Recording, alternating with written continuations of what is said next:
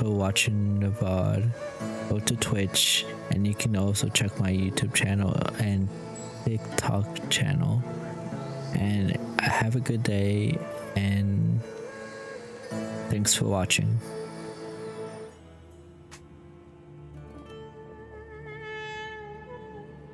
You must be the ones tasked by the Academia with renovating Aru? That's right. Good afternoon. I'm Kaveh, and these two are Termezi and Naisaburi. Hey, I'll hate them. Come and introduce yourself. We've met before. This is Thoth, the Ibis King, and everyone knows these two. Afternoon, gentlemen. I've only ever seen these two in murals. Ah, the paintings in the temple. They show us chatting, playing cards, playing chess. Precisely the activities we most enjoy, funnily enough. No, only you enjoy playing chess. We were just humoring you. I wouldn't go that far. Back to the matter at hand. A preliminary assessment by the Academia indicates that this project requires expertise in various disciplines, including the deciphering of ancient texts, mechanical engineering, the restoration of ancient ruins, and elemental theory. The most capable minds in their respective fields are here before you. If there are no objections, we'd like to begin our work. The artisans who built Aru for Al-Ahmar gave their very lives to create this splendid work. Follow their example by giving your utmost devotion to this project. I didn't know that. We'll do our best, of course, but we certainly won't be sacrificing our lives. Yeah. Such brazen words. Oh, they're doing the best right now, Humans so. these days are a far cry from their ancestors. What little respect you show for King Deshret. No, that's not what he meant. Please, don't mind him. He shares your sentiments, just not your, penchant for hyperbole. Assuming that's what you were going for? I just think it's important to manage expectations. Forgive my lack of courtesy, but we simply can't sacrifice our lives to the gods on completion of the that makes project like sense. people in the legends of old. It's Here's a first draft of the project proposal for your perusal. Please let us know if you have any requests. Normally, I'd have made it look a lot more visually appealing, but we were really pressed for time on this occasion. I hope you'll forgive me if it's a little rough around the edges. Naturally. If my fellow ministers deem this meager display of respect sufficient, I suppose I can consider agreeing to their proposal. Why are you so preoccupied with the ostentatious displays of respect to Al-Ahmar? We should be trying to make things easy for them. You never know. We might have to rely on these young people to look after us in our old age. Exactly. This is Aru's mainframe. Be reminded to use it with great caution. We certainly will. Thank you for your assistance. You may attempt to lay out punishment should you so desire, though I'm afraid it would be futile. You and I both know that certain components of Aru can only be operated by humans. King Deshret always believed in humanity. Still, the reason that Aru's modules are designed that way is not so much because he trusted them, but more because he was wary of you. Is that true? No wonder human artisans helped to build Aru then. He actually required human assistance to create his greatest work. Naturally. yeah, that's interesting. Have you noticed that the Goat King keeps giving superficial responses? It's like he's just going through the motions and leaving the real debate to his colleagues. He understands the art of perfunctory speech. That's what earned him his position as the Minister of Ministers. It seems the rumors about King Deshret being a poor judge of character are baseless after all. Excuse me for being blunt, but it sounds suspiciously like you're putting yourself on a pedestal and mocking me. You're mistaken. And while there's nothing strictly wrong with making every conversation about yourself, it's not exactly a positive tendency either. You? Whatever. I knew it'd be like this working with you. All right, let me past. I need to look at this console. It's your job to activate it after all. Let's begin. Everyone, please proceed with the external checks and preparations as per the procedures outlined in the engineering plan.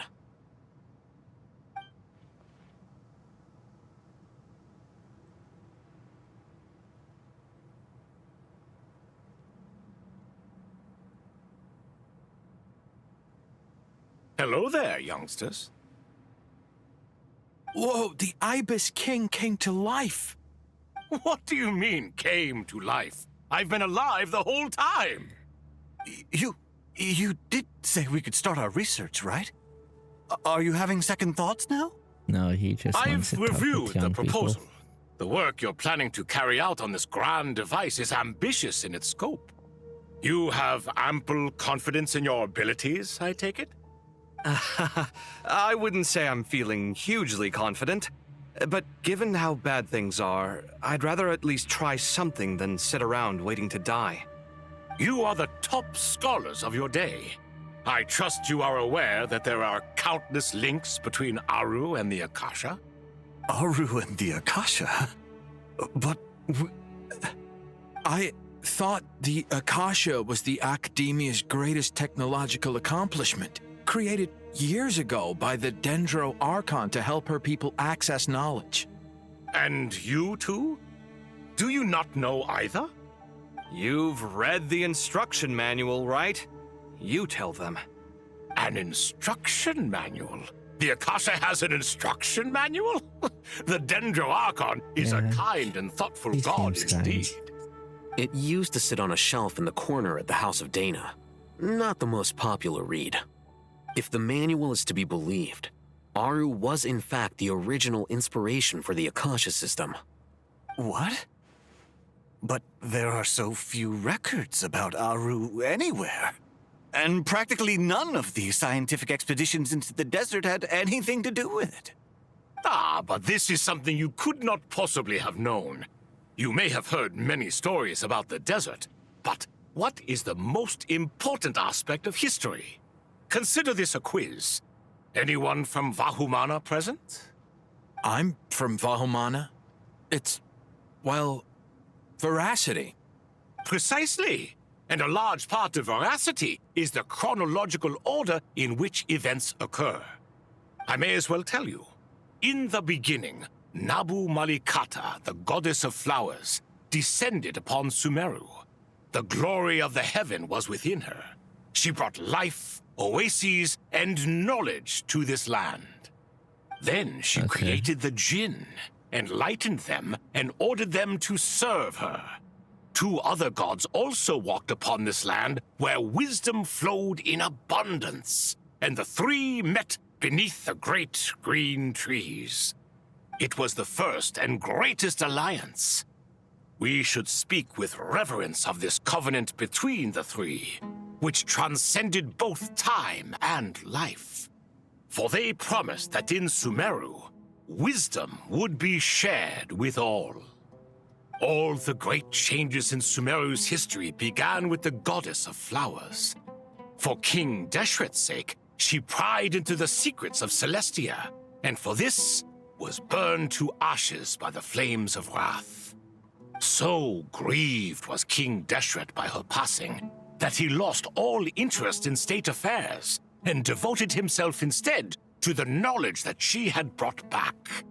It was after learning of the technology from that floating island in the sky Really? that he first Technology. conceived of Aru.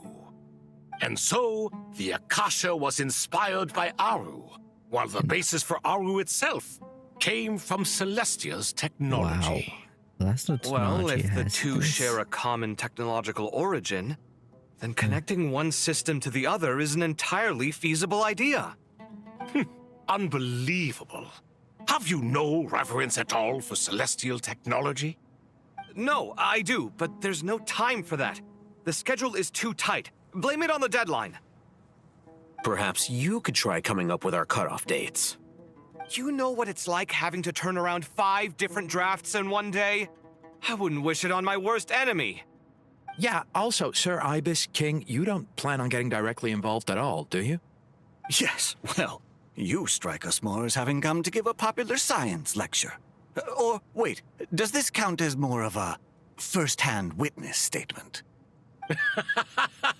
Neither. Anyway, this sounds like far too much work for me. Still, if Aru is so powerful, why didn't King Deshret use it for more ambitious ends? Because it was never fully completed. King Deshret had grand plans, but he perished before they could come to fruition. I think we knew this. In the beginning, his wish was to create something that could rival the very world itself. The Lord of Flowers sacrificed everything for that ambition. What he desired, she bestowed, and thus was knowledge brought into the world. Her courage and sacrifice had to be honored with the most splendid of monuments, or King Deshret would surely have deemed it a grave injustice. And that monument, built from knowledge and technology, etched with a sacrificial and courageous love, even in its unfinished form, it deserves to be treasured.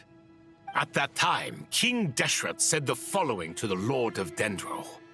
Since we share an eternal covenant, I shall never be your enemy. Hence, the fruit of wisdom from the heavens is not to be devoured. Remember, it is not that I lack the power to become the enemy of wisdom. Yet you and she have taught me much and shown me kindness. For this, I cherish you both. In the end, Aru was only used to store a portion of the souls. It was but a primitive form of the masterwork the king had envisaged.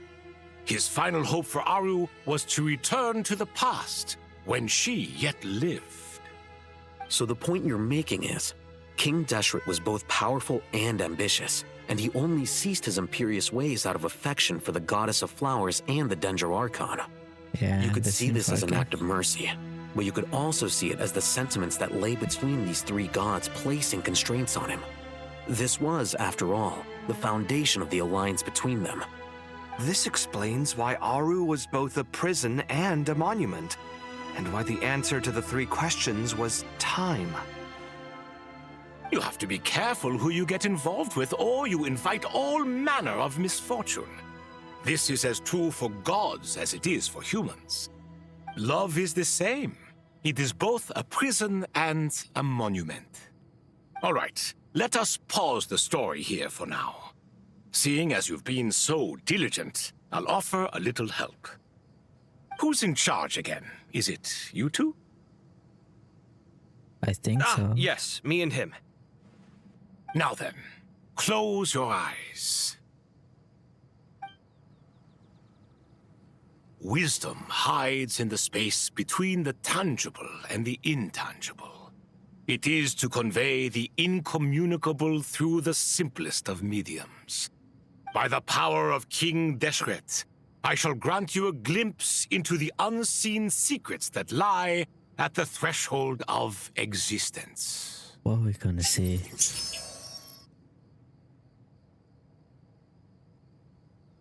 Where did this come from? Is it a new mechanism? It looks more like some form of externalized information. You've rendered it visible?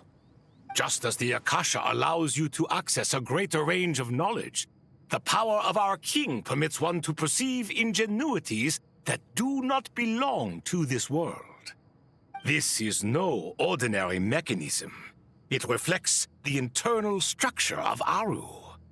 Whether you choose to increase or decrease, keep or discard. Come, use these to achieve the outcome you desire. Looks mechanical to me. Better let me handle it, just in case. But wait, how do I get up there? Turn around. So that's where the elevator is. I started. Okay, a mystery path, flux, and delusions. Okay, let's go, Kaveh. Please.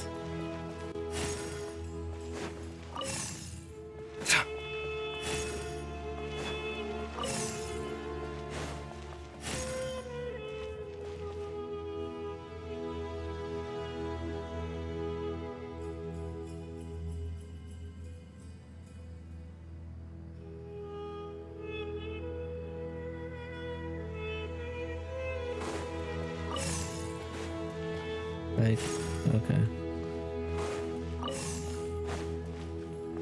Yeah. I'm not sure actually what's happening. Is it rotate?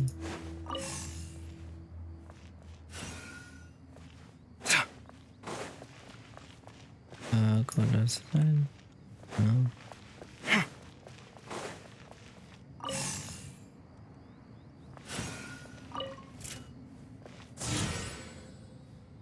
Oh, it's kind of line. Okay.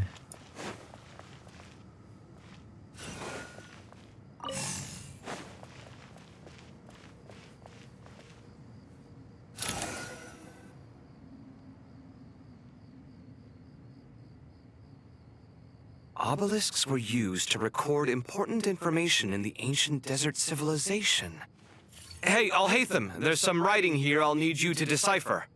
I've sent it to your screen. Do you see it? Got it. It's a little blurry, but I should manage. Take a look and tell me what it says. Oh, and I'll send any other similar text directly to you from now on. Let's start with this one. It's a variant of an older script.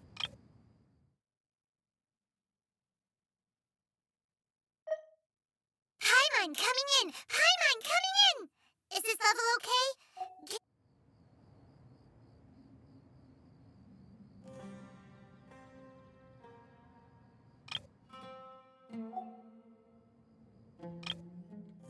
Let's start with this one.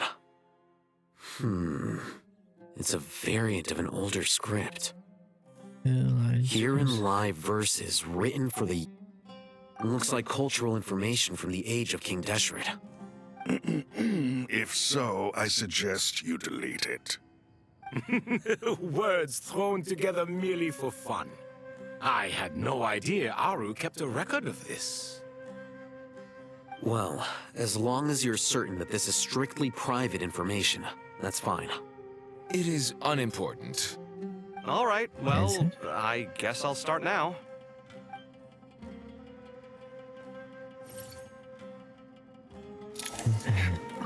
Rotate. No, rotate. Okay. Yeah, this seems so easy. Nice.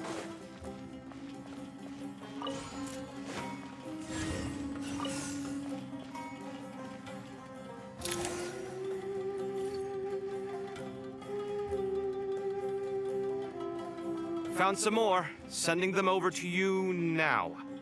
These are all reports about the Gurubad conflict. Can we delete them? I'd say so. Most of this information has already been archived anyway. What if there are details in there that Yeah, Vahumana missed? That doesn't seem What good. are we supposed to do if they come after us in the future? They'll just have to live with it.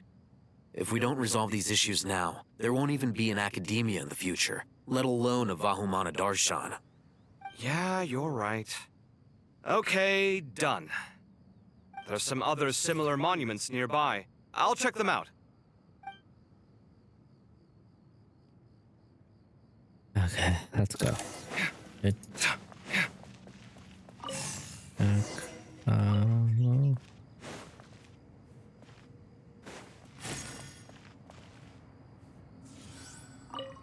Rotate. Yeah, okay.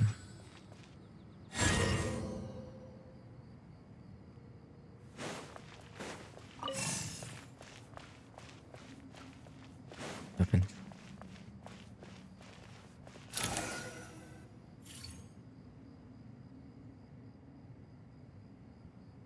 Another monument. Hold on.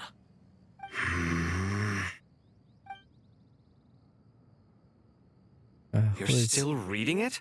How long is it? It records the development and governance of the Oasis civilization. Most of it concerns the Jinn, but it also contains records left by the artisans who built Aru. Is it important? Some of it.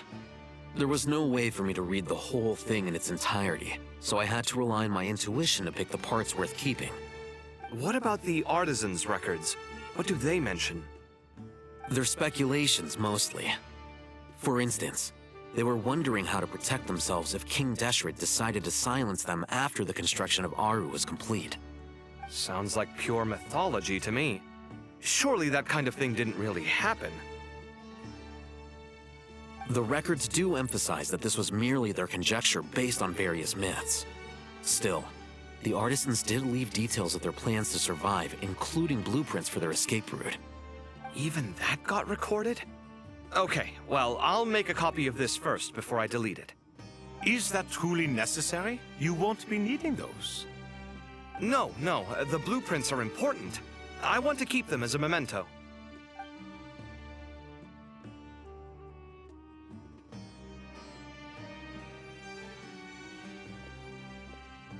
They seem really sus. I don't know I why. think that should just about do it. It meets the requirements of the contingency plans, so we should be good. I gotta say, it's the strangest feeling, this cross between reality and the intangible. It's like drifting between life and death, or in and out of a dream, using my own hands to manipulate illusions that are forever out of reach. Chasing dreams in the most literal sense. Definitely a novel experience. What happens if my spirit just floats away? That won't happen. Anyway, I wouldn't celebrate just yet if I were Get you. lost. There's likely to be a phase 2 of this project. All right. I'd better keep my wits about me then.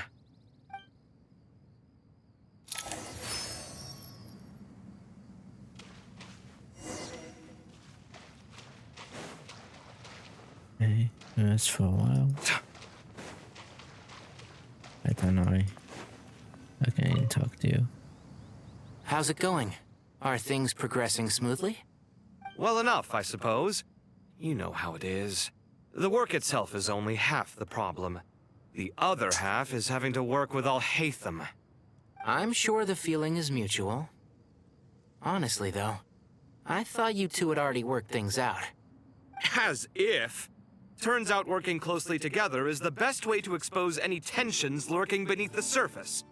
Besides, I just think that some people never change. Agreed. Case in point, you didn't make sure I was out of earshot before you started complaining about me. Old habits die hard. Actually, this is for your own good. Maybe if you spend a little more time listening to what other people have to say, you might actually realize that you're the problem.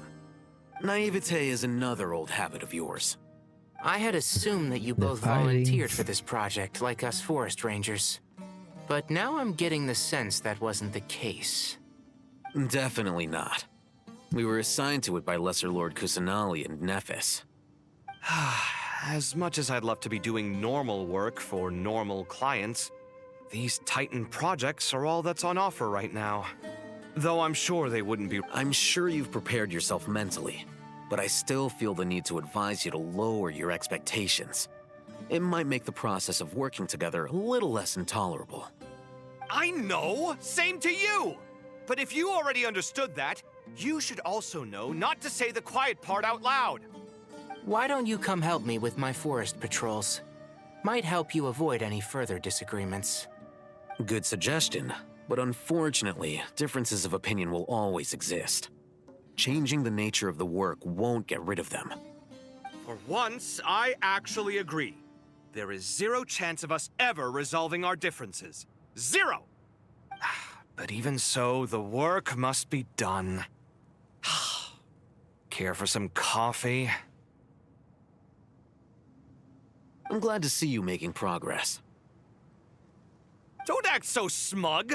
It'd be nice if you made some too! I feel like even I've made some progress today. In the past, I never would have dared to try and mediate a conflict between you two while you're both right there in front of me. Apologizing probably makes it sound like I'm in the wrong, but I'm sorry. I was just kidding. Truth be told, I don't have any work to do at the moment, so I'm just here to kill some time. How's Kale? She's studying with Nicole.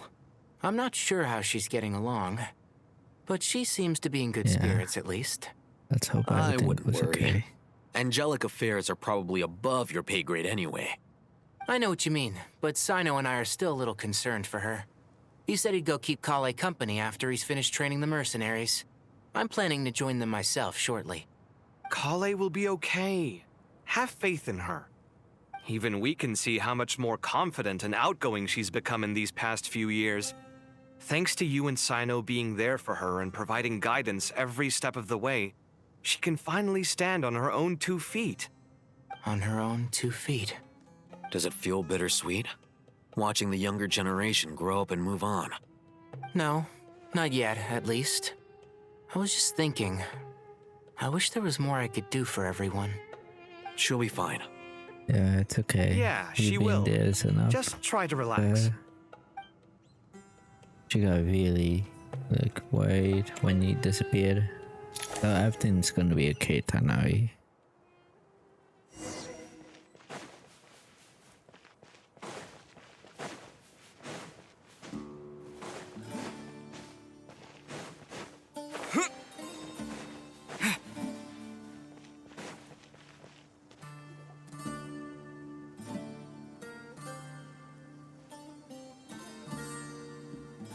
Traveler from afar, do you worry for the fate of Sumeru as well?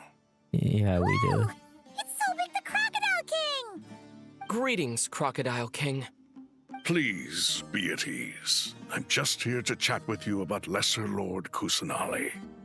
Sounds like you really care about her. Yes, although to be exact, it is a mixture of both concern and curiosity that I feel.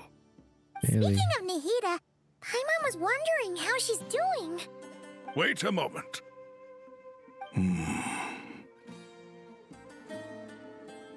What is it? I tried calling out to a pep, but there was no response. You can do This that? can only mean that she is focusing all her energy on taking care of Lesser Lord Kusanali. All the gods who served King Deshret seemed super surprised to hear that a pep agreed to help Nahida. Guessing she made a bad impression on you or something. Are you aware of the history between her and our king?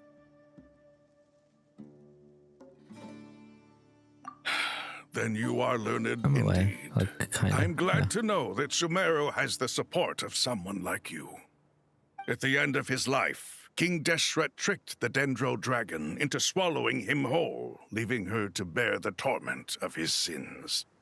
The Dendro Dragon despised King Deshret, yet he outwitted her. Rather than bringing disaster to the land, he chose to deceive her and thereby ensure his annihilation. An act that surely displays his love for humanity. The Dendro Dragon stands for the glory of a bygone era. She hated Al-Ahmar and what he represented. All the gods, all the power they wielded. And so, her willingness to help the Dendro Archon through this crisis comes as a great surprise indeed. It makes one wonder whether, perhaps, the Dendro Archon assisted her in the past. Yep, Nahida did her a huge favor.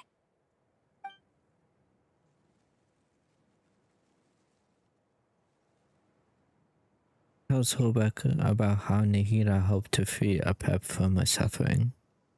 So Lesser Lord Kusanali put an end to the Dendro Dragon's many long years of torment. As much as she loathes the Seven, a pep knows kindness when she sees it.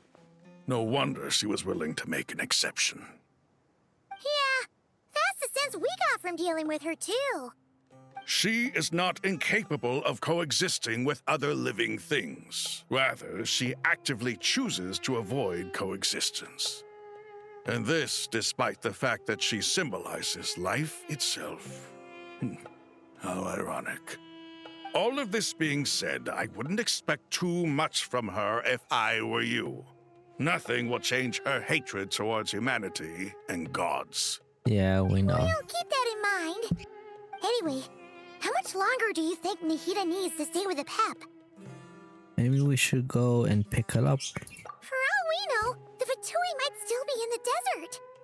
Just to be on the safe side, why don't we grab anyone who isn't busy right now and go look for her? I'm alright, Paimon. Huh? Was that Nahida's voice? It seems the treatment was effective. Since when do my deeds require your evaluation?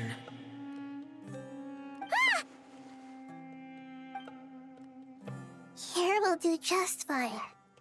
I had no intention of taking you any further.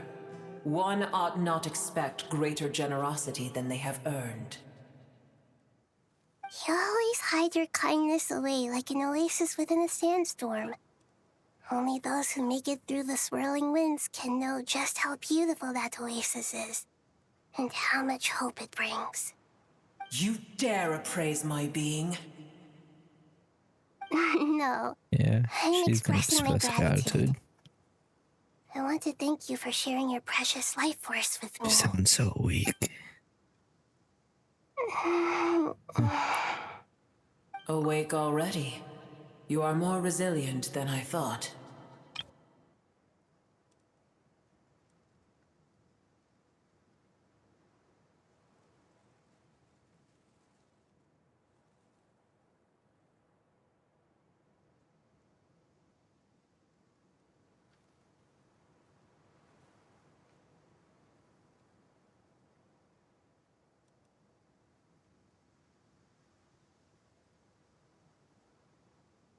Pep. I feel much better. Thank you. Gods and their gratitude mean little to me. I would rather you give me your assurance that the situation with Irminsul and Sumeru's ley lines will be competently managed. If I suffer any ill effects from the ley lines, you, as the god of this land, will be held responsible. And you would not enjoy being held to account by me. I understand what you require, but I would assume this task even if you did not demand it. Sumeru is my responsibility. I must resume my duties as soon as possible. A farcical notion. God of Sumeru, I hope you realize how unextraordinary your strength is. Yeah, but she's trying her best. And yet, maybe it is precisely what defines me. A god of wisdom is not meant to rule by force. Then hold steady. We go forth. Well, I'll be. Is that a pep? Do my eyes deceive me? Of all places, the Dendro Dragon has decided to visit the mausoleum of King Deshret? I see that after all this time, El Ahmar's menagerie of ministers remain as vile as ever. It's a pleasure, Dendro Dragon. Had you arrived but a little sooner, you might have attended a meeting of the Seven Pillars. What a nauseating thought. You are not the first insects I have had the displeasure of dealing with today. A swarm of them tugged on my tail on my way over. Goodness knows what hovels they crawled from. Why do all the creatures of this world remain so lowly after all this time? What did you do with them? I cast them away. What would you have me do? Keep them as trinkets? Booer, this is where we shall part ways. To be clear, I do not wish to see you or anyone else here ever again, unless absolutely necessary.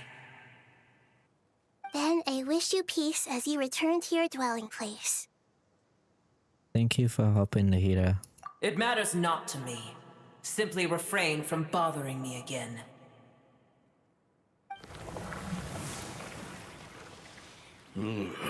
A force to be reckoned with. At times like this, I feel glad that she has no interest in any of this. Hold on, just hold on, okay? We're almost there. Shush. Oh, nice. We made it. Huh? Wow. Wait, that voice. Yeah, shush. Uh-oh, I'm gonna fall.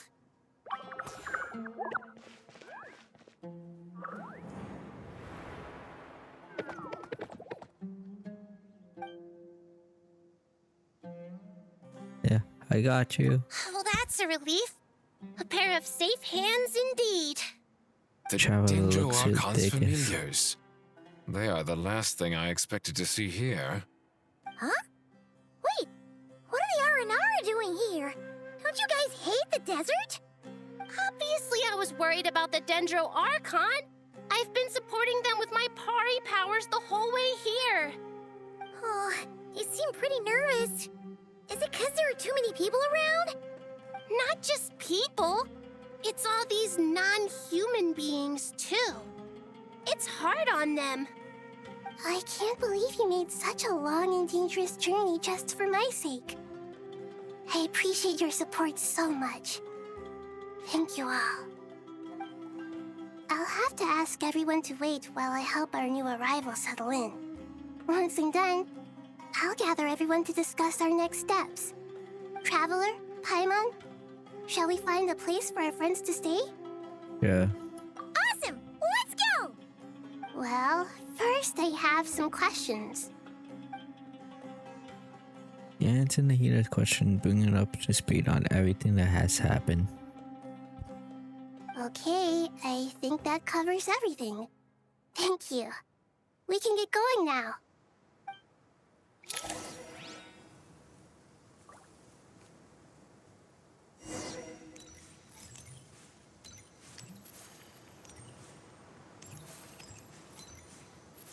Wow, they're following us. It looks so weird.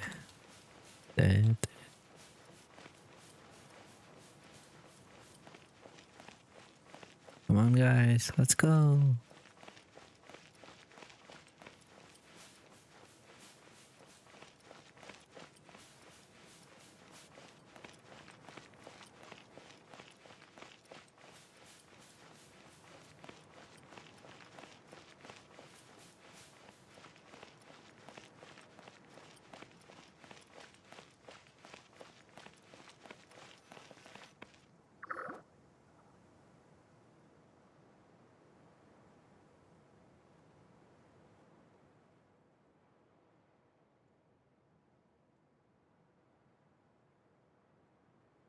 Wow, a big danger dragon threw us across the sky. So scary, and so many Naras here. Cheer up, Alpaz. They're looking at us. Wait, they're looking at us. Sure, all the Naras can't see us. Naras always so busy walking here and there. Hide, don't let Nara catch us. They can't have the pod. But wait, no, the Nara can't take the pod. My sister said I have to look after it. That Nara is coming. Hello, everyone. It's only us. Oh, Lord of Dendro, Nara sleeps and White Floaty. Lord of Dendro, Nara, Paimon, it's been a long time. It must be very tough for you coming all the way out here, especially since you don't like the Voluka. Is everyone back in Vanarana doing well? Arahara is a Vasara tree. Why is a Vasara tree protect Vanara? I mean, Araha is protecting Vanarana. Okay, protect.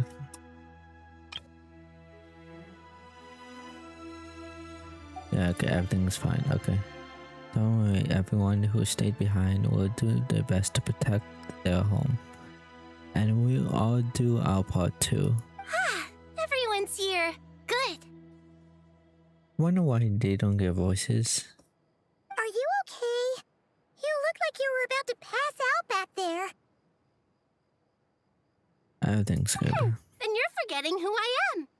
Don't underestimate me.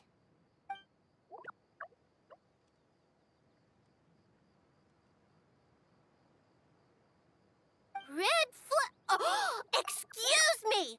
Are you comparing me to Paimon? Sure, the mighty red floaty.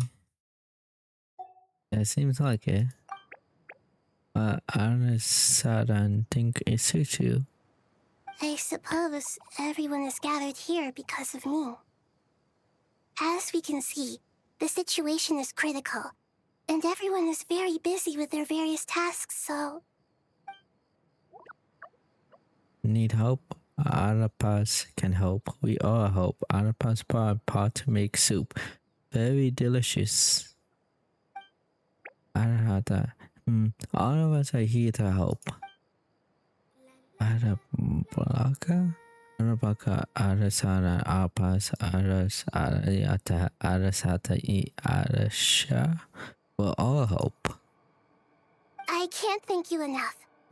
Right now, we're focused on restructuring Aru, processing excess information, and helping restore everyone's confidence. I'm sure you'll find it all very straightforward. I can help too. Just let me know where I'm needed.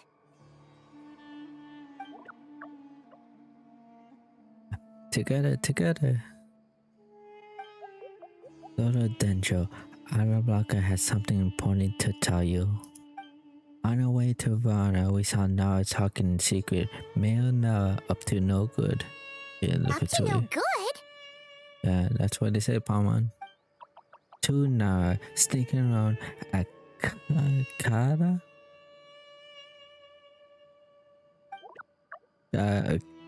Kevin Rebat. That definitely sounds suspicious. Traveler, Paimon, I have other work to attend to here that needs to take priority. Could I trouble you to investigate the situation Arabalika spoke of? No problem. Leave it to us. Thank you. I'm counting on you.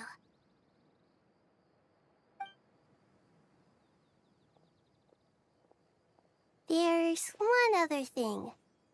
If you are to work alongside the people of Sumeru, you will need to make yourselves visible to them. Is that acceptable to everyone?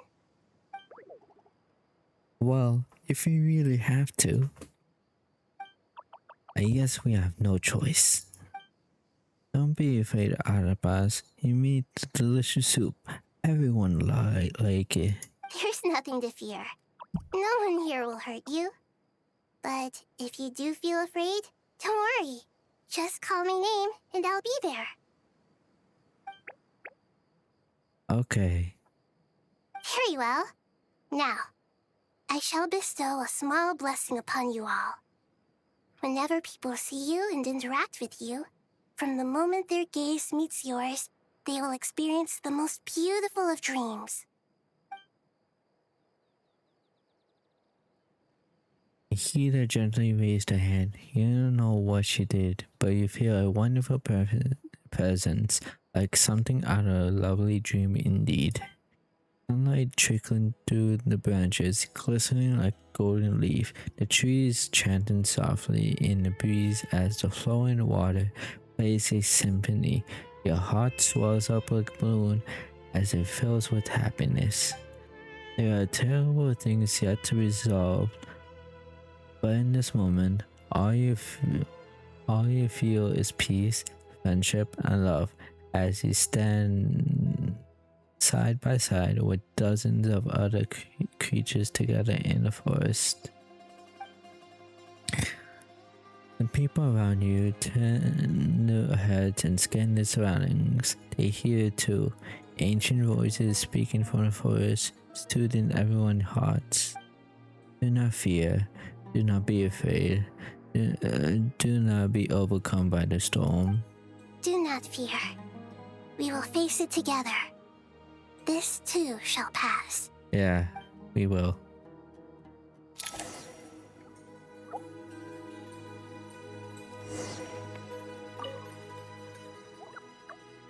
Nah, Nanara is looking over this way. Uh-oh. It's okay. Anuraka will protect you all. Really? Okay. Anuraka's okay. No talk. Okay, yeah, that's it. Okay, let's do this.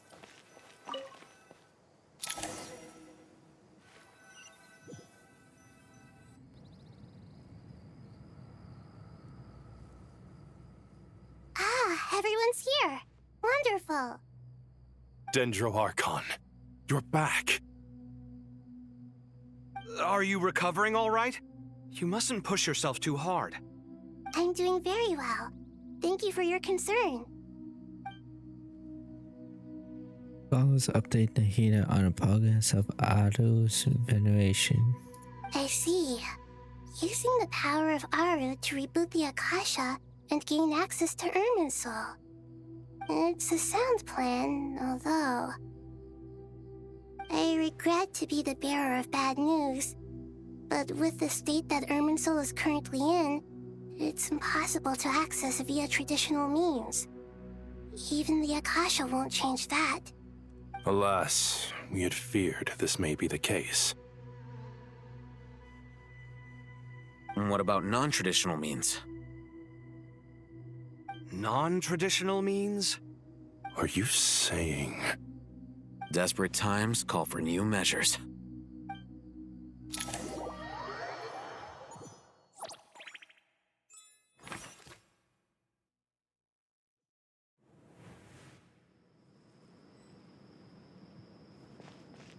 Go. No, okay.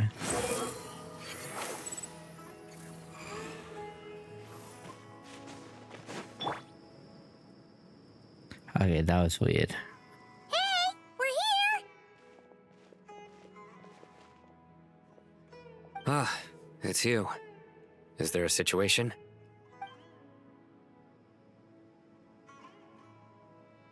The Aranara have good intuition when it comes to people. In other words, there may well be a traitor among us. Given everything that's going on, I'd be more surprised if there wasn't.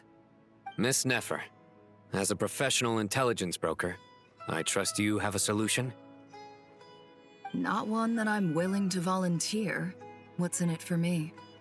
Let's say I'll treat this as a pilot project aimed at expanding your intelligence operations.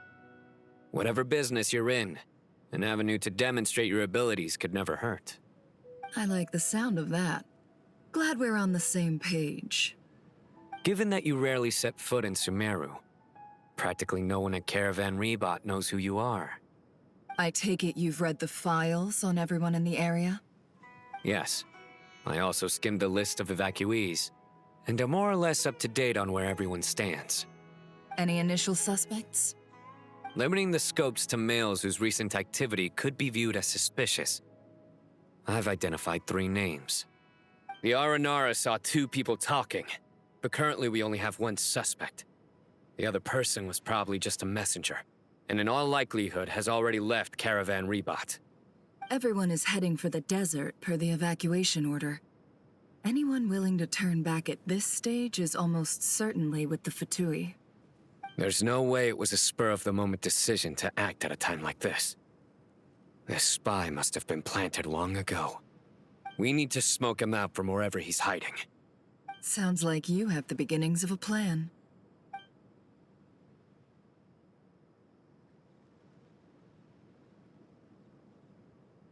I know I never quickly exchange intel and narrow down the relevant information. I see. Your suspicions are well-founded. I'd be watching him too if I were you. So far, we still lack solid evidence that he's been bribed. He hasn't made any recent purchases that would indicate he came into some cash. Then let's get closer to him to confirm before we make our move. I can handle it. I'm not based in Sumeru, so barely anyone at Caravan Rebot knows who I am. And you're certain you've never encountered this person in Nodcry? I'm certain. Besides, it's extremely rare for me to have had any direct contact with Sumeru mercenaries besides Jet. There's no way he could have seen my face before. Sino, stay out of sight and wait for my signal. If he raises any red flags, I'll bring him toward the main road. Understood. I'll take it from there. Excellent. Well, it's a pleasure working with you. Yeah, let's hope everything goes well. That's fine. Okay, yeah. Who is this? Darker skin, scars, frequents the desert and has ample combat experience. Nothing unusual about how he dresses or acts. What's that he's looking at? A coin. Interesting. Could that be how his contact paid him? Conveniently discreet for someone trying to hide any unexplained income. And yet it could be highly valuable. Sorry to bother you. Has everyone here already left? I don't suppose you happen to see a lady wearing a hat? Ma'am, what are you doing in Caravan Rebot all by yourself? The main group evacuated some time ago. Didn't you pass them on the road? My friend and I lost some of our cargo along the way. I didn't want to miss out on potential business, so I told her to go on ahead and meet the client while I retraced our steps. I didn't think it would be so late by the time I found it. And then there was a terrible sandstorm. I guess I must have taken a wrong turn, because I didn't see any large groups on my way here. Forgive me for asking, but just to be on the safe side, could you describe this friend of yours? Sure. She has blonde hair, and she was wearing a hat and a white dress. You'd definitely know if you'd seen her. Yes, I think that does ring a bell. My apologies. During this exceptional time, the Corps of 30 are under orders to be extra cautious when dealing with unknown people, whoever they might be. I understand. Well, sir, is there anything else you need to know? If not, I'd better try and catch up with them. Hey, wait! They left a good while ago now. You'll never catch up with them on your own. Why don't I give you a ride?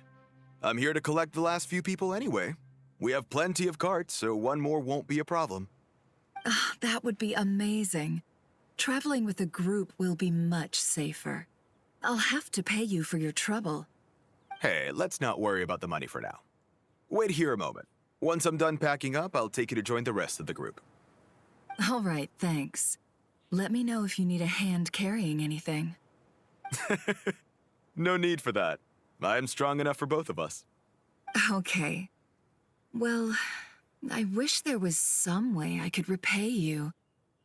Guess it's my lucky day, running into someone who knows what they're doing here. You might have just saved my life, you know? You're not wrong there. I mean, what kind of cargo is so important that it's worth risking your life to get back? I hope for your sake that it's priceless. Actually, I suppose I can tell you, since you've been such a big help. But be sure to keep it to yourself, or we could both be Just in really big playing trouble. him. Oh, really? Sounds mysterious.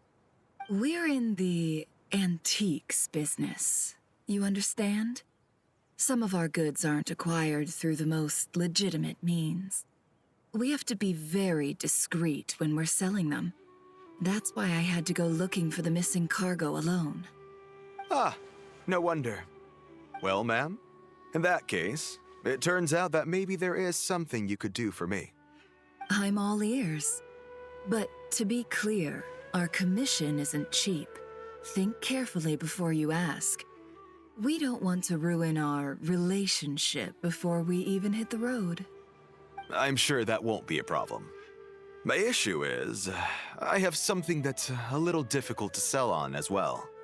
Take a look at this. The mercenary reveals the old coin in his hand. Think to the dealing in Nordkai never has seen plenty of antiques in a time, and recognize it as a very rare, high-value item. The ancient coin needs to pay off the mercenaries is made of pure gold.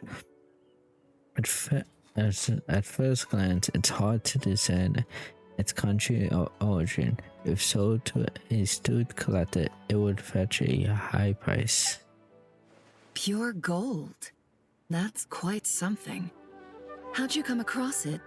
Dig it out of some ancient tomb?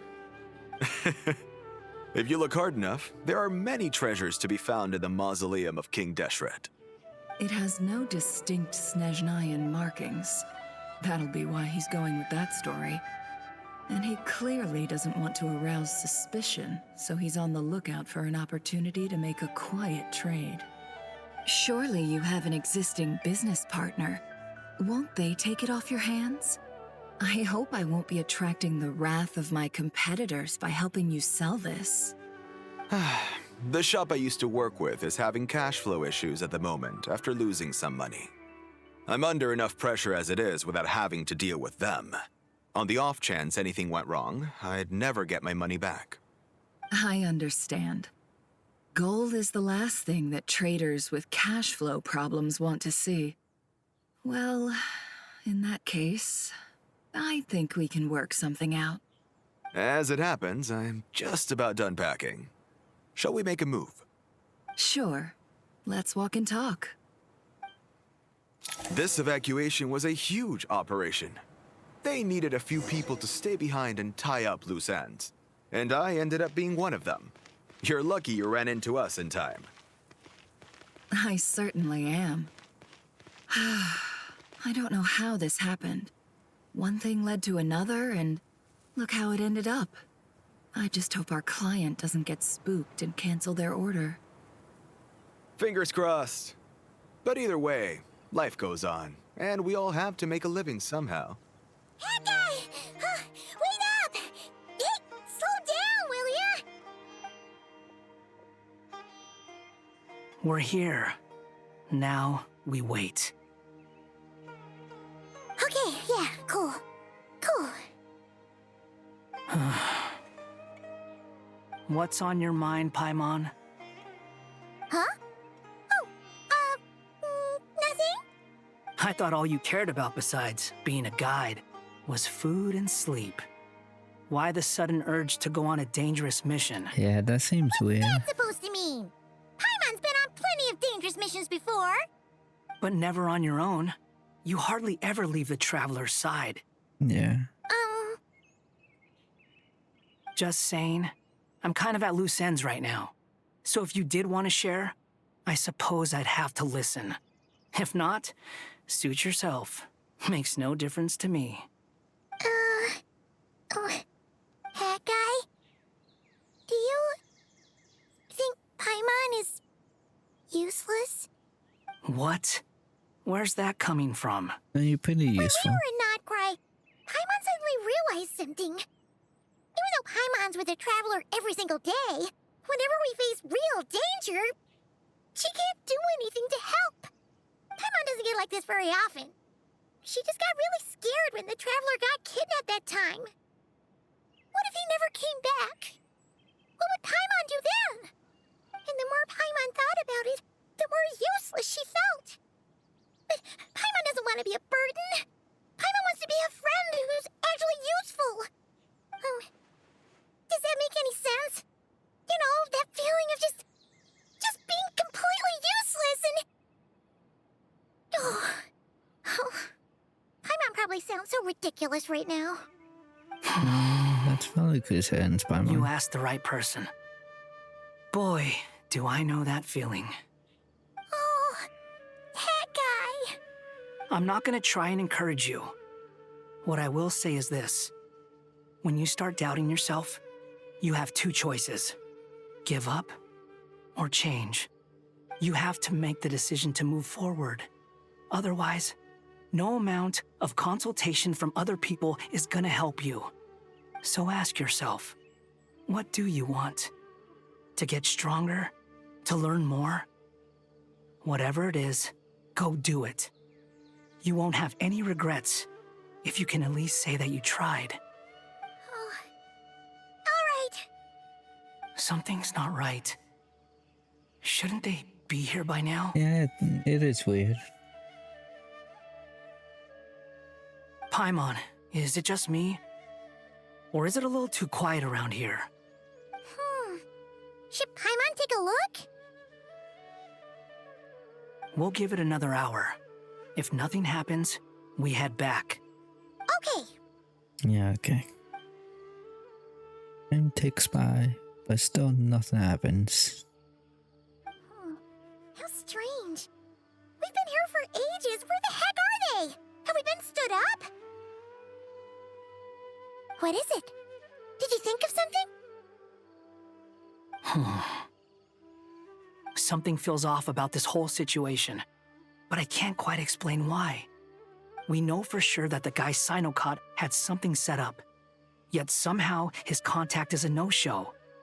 So, either the handler got caught, or, more likely, they decided to cut our guy loose. How would they know to do that? Wouldn't they at least send someone here to check things out? That's the problem. They couldn't possibly know what's happening here. Unless leak the info. This feels all too familiar. Come on, let's head back. Yeah, that sounds like what? Though this isn't a formal meeting, I'd still like to start by saying how grateful I am to each and every one of you. Thank you all for coming here and standing by our side. Shesipank and Bennu are currently assisting the scholars with the maintenance of Aru. Please forgive their absence. As for Hermanubis, may he rest in peace. We remember him with great fondness. There have been times when I imagined what it might be like to meet you all. Now that it's really happening, I feel quite emotional. Time has taken many things away, but that which remains is all the more resilient. I must say, there is one thing that rather surprises me. You appear to be in good spirits, Lesser Lord Kusanali. But even so, I can sense that the life force given to you by the Dendro Dragon has far from fully resolved the problem of your vitality. Oh no! So even Apep's power didn't work? Don't worry, Paimon. It worked very well indeed. The issue is how closely I'm tied to Irminsul. Until the problem with it is resolved, there is no way I can fully recover. Sumeru has undergone tremendous changes during your absence. When gods pass away, inevitably, people's faith in them grows weaker. You must have sensed it already. Your power is not what it once was. Regrettably, this is true. I too have grown weaker due to the effects of Irminsul. Right now, we're all in quite a sorry state. Then what do you suggest? We take all the help we can get. Sumeru is our shared home. You and I, gods and humans alike. We must unite all our strength in this moment. Though Al-Ahmar is no longer with us, the alliance between the three gods remains in force. Regardless, as subjects of our king, we have a responsibility to support Sumeru through this catastrophe. Yeah, he just wants help. Not to mention that it was the people of Sumeru who released us from this prison of Aru. Times have changed, and the people of today possess greater wisdom than those of the past. You really know how to give a rousing speech, Koti. Now then, let us learn more about your plan. The brightest minds of the Sumeru Academia are busy opening and renovating Aru. They claim it has something to do with Irminsul? Correct. Irminsul has existed in Teyvat since the very beginning. But during the Age of the Dragons, it did not possess the significance it holds today. After the heavenly principles arrived, the power of the Light Realm was divided into elemental energy, and Irminsul was refashioned as a device that records and preserves all information. Since then, everything in this world has been inextricably linked to it. As the Dendro Archon, I have a duty to protect Irminsul. To Sumeru, it is both a national treasure and undeniably a major threat. Teyvat has seen many upheavals in the last few years. The most recent of these was a major crisis in Notcry, which forced Sumeru to be even more vigilant than usual. I made sure to monitor all the pathways through which an outsider could potentially transmit themselves into Irminsul. But despite my efforts, a major problem still arose within. I still believe that someone has actively invaded Irminsul. But rather than taking any of the pathways I referred to, the intruder chose instead to utilize the most direct route. And the only one that cannot be protected against. By entering Irminsul through death. I see what you mean. You cannot simply stop all deceased souls from returning to the ley lines because of a potential invasion that could occur at any time. That's right. As important as it is to guard against external threats, I couldn't allow myself to stop the souls of the departed from finding peace. Please, understand how difficult this predicament was for the Dendro Archon. Defense has never been an easy task. After Irminsul was invaded, my authority was quickly restricted. Soon after that, the tree began denying access to any connections. I'm sure you feel responsible, but you are not to blame. No one can predict every possible disaster. There will always be trials and tribulations for the world to endure. But the people of Sumeru should not have to endure this. We must find a way to break through the lockdown and connect to Irminsul. And this is why you need Aru. Yes. The only thing in Sumeru capable of rivaling Irminsul in terms of overall function and performance is Al-Akhmar's legacy, Aru. All I managed to do before falling into a coma was make some minor adjustments to Irminsul. Using Aru is a last resort, and a move that comes with enormous risks. The Scholar's initial plan was to borrow Aru's power to reboot the Akasha, then use the Akasha to connect to Irminsul and investigate. Unfortunately, Irminsul has suffered far greater damage than they first thought, rendering that plan futile.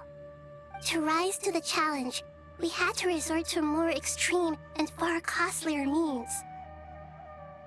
This has led to a number of new contingency plans. To reclaim Irminsul, our brightest scholars have made further modifications to Aru with multiple goals in mind.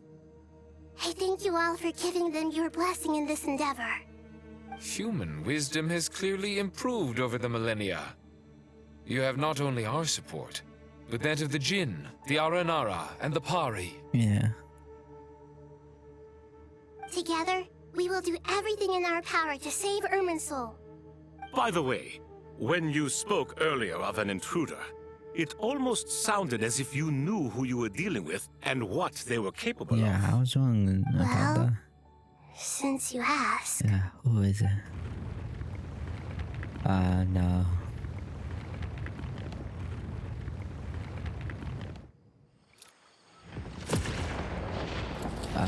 I saw. Oh my god, it looks so. Whoa, it looks so cool. Oh, myriad path functions.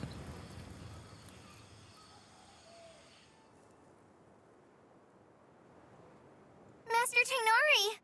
What is that? Is this Irminsul? How did this happen? What's going on inside? Luckily, we managed to evacuate everyone. What in the world was that? That was terrifying! 8 years old than the catastrophe she'd been fighting against all this time. Oh my. I understand now, Dendro Archon.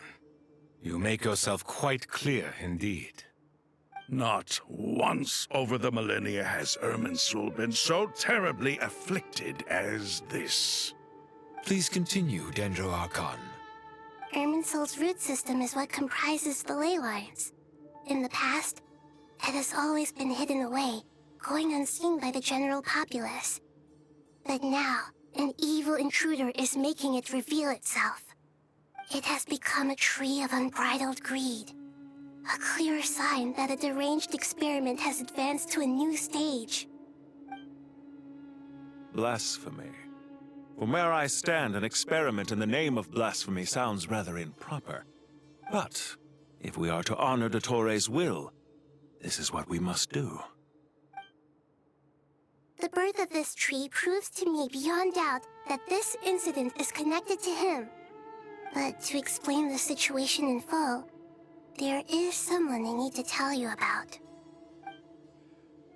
In a concise, precise language possible, Nahida explains what she knows about the second Fituiometer, the Doctor. His true name is Zandik, and his crimes are beyond all reckoning. Zandik. So it was him. I saw him in the desert once. A man of supreme arrogance. So this is where it has taken him. But didn't Dottore die and not cry? How is he still able to do all this? He must still have loyal followers amongst the Fatui. Even so, I'm still unclear as to how he has been able to wield such a profound influence over Irminsul. I can confirm that Fatui forces have arrived in Sumeru City. Furthermore, Irminsul seems to be undergoing some kind of mutation. Evil branches are beginning to grow. Things that do not belong to this world are slowly but surely materializing. Sorry, I couldn't think of any other word to describe it. They don't seem to be fully formed physical entities yet, after all, but they are gradually becoming real. A baleful tree climbing up into the heavens. Speaking of Dottore, I have some information on that front as well. Really? It recounts how he and Palmer went to the meeting spot only to find no one waiting for them. I didn't think it was wise to state this out in the open. But my theory is, the mole wasn't cut off after he was caught. They wrote him off from the beginning. You mean the Fatui never intended to follow through with him? Then why plant a mole at all? It's hardly a conventional strategy, and the rationale behind it is pretty twisted. But as it happens, I know someone who works exactly this way. And when it comes down to it, his goals are very simple. He just wants to confuse people, so they can't figure out what he's up to. He's been a collaborator of Dottore's from the outset. That fact alone confirms that Dottore is involved with this somehow.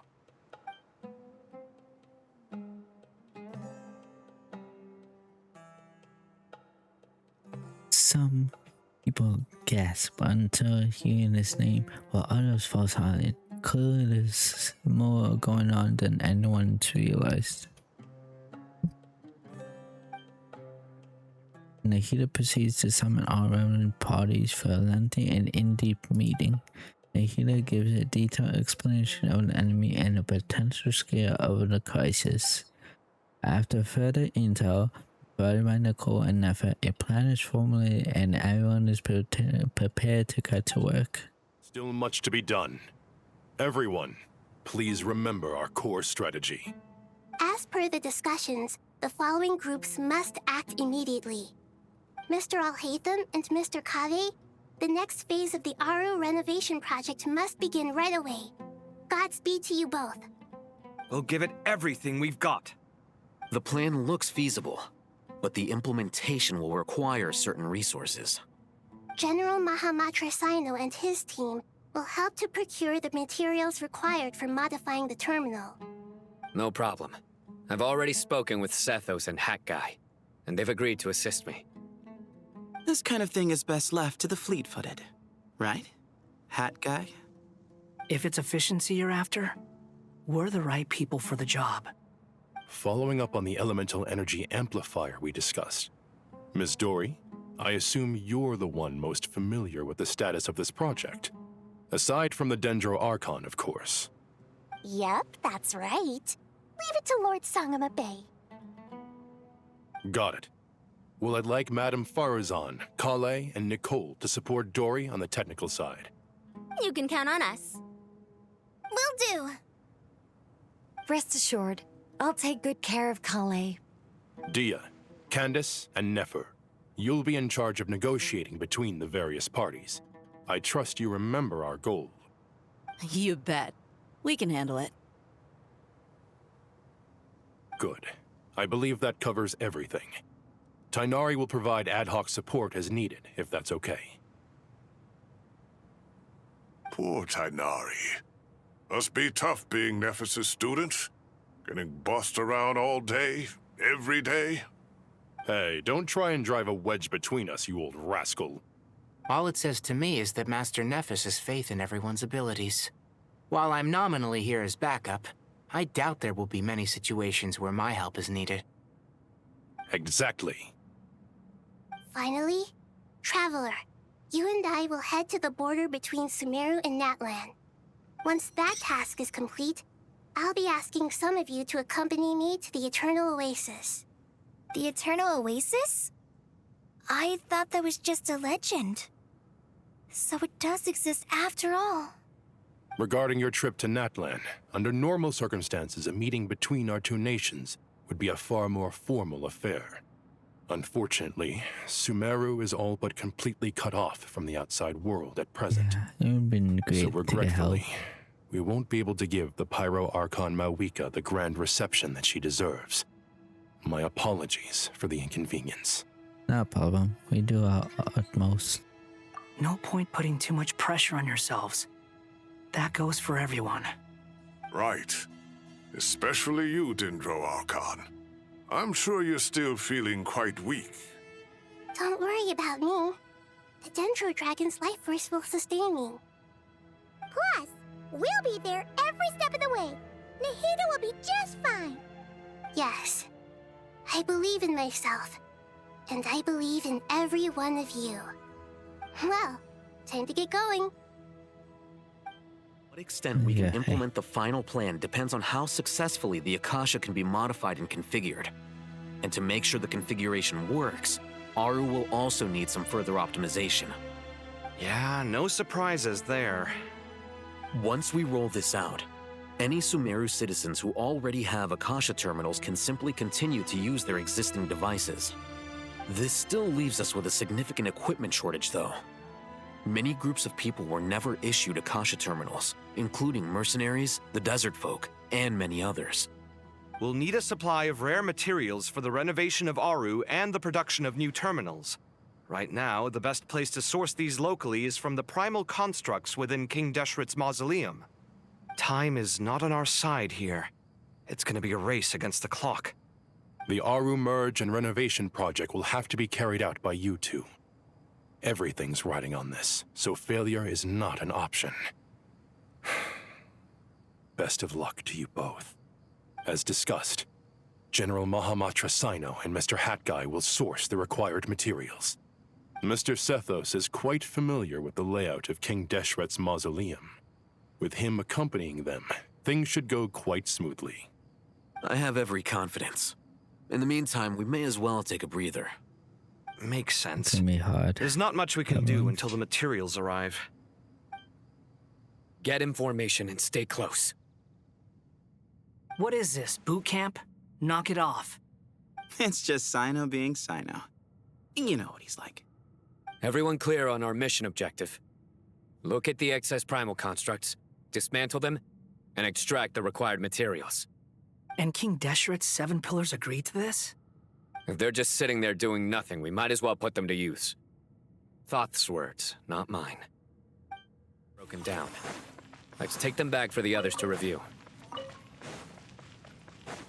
Sun rises. And the travel.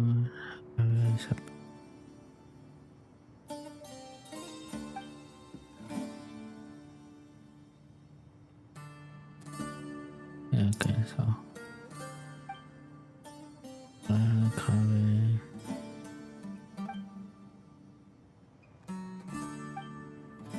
The first trial is posed by me. I don't think this is gonna stop us. Ah, but the key to this game lies in working together. Otherwise, you will be deemed to have broken the rules. Looks like it's up to me. Marak, can you open it? Okay. King Deshret's favorite primal construct. Living on in suitcase form, of all things. Amusing. Ho-ho! Excellent work. I just got together. That's it. Yeah. Okay. Now is the time for my trial. Now, don't be nervous. I'll make it nice and easy for you. Really? Thanks in advance. We appreciate it.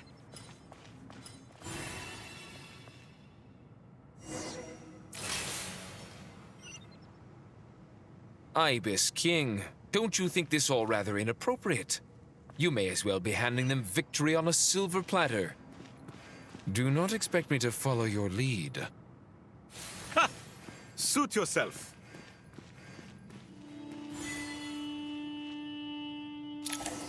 It's a kind of hard puzzle. Done. Finally. It's over. But seriously, that was incredible. Standing on the chessboard felt completely different from standing on solid ground. And also... Oh, sorry. I'll save my thoughts for later. Thanks to the three of you for helping us out with this. Is it just me, or were you giving us quite a lot of guidance along the way? We made but a humble contribution. You lived up to our expectations. Bravo! Our aid was not given for naught. In addition to the existing functions, I'd like to ask you for another favor. Since Aru's interference shield can cover the entirety of the mausoleum, it should be possible to extend its range even further. Perhaps you can find a way. So, building upon the existing functions to... I'm with you! Imagine for a moment. What would the ideal outcome look like if this function were compatible with the devices? I agree. This is the best solution possible. Please, everyone, we beg you to help us. Me, oh my! Well, since you ask so very nicely, I suppose... Yeah, they can help. Goti? Croco? What do you say? Naturally. There you are. Miss Nicole truly is an angel. She shows great wisdom in guiding others, and she has already sent word to Natlan on our behalf. She said that while the other members of the Hexen Circle are busy with important work, she is quite free, and she's more than willing to accompany the people of Sumeru for the entire journey. Oh, there's Nicole, all right. Always super patient and loves to help everyone out. She's the best. She is. So kind and enthusiastic. Well, time for us to get going. Let's head out. Maybe. This should be one of the closest places to Natlan in all of Sumeru. It should be, yeah. There's the barrier Nicole and Nefer mentioned. It completely cuts this nation off from the others. But why? Why separate you from the rest of the world now, specifically? And if I'm not mistaken, Irminsul was polluted once before, wasn't it? I think that's right. The forbidden knowledge was eliminated, but the fact that Emisal was polluted should remain unchanged. Marika. Good question. I'm wondering the same thing myself. That voice. Mawika! You got here pretty quickly. Hello, traveler. It's been a while. Hello there. Hello, Dendro Archon.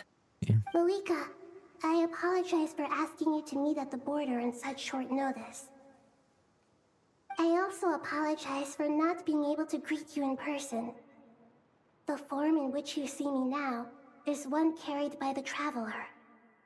The real me is inside the mausoleum of King Deshret, and I am reaching out to you with my mind from here. Irminsul has been infiltrated by the Doctor. We must be on our guard, as he can spy on information in the world from within the tree. Fortunately, there is no record of the Traveler in Irminsul, and you are still within Natlan's borders.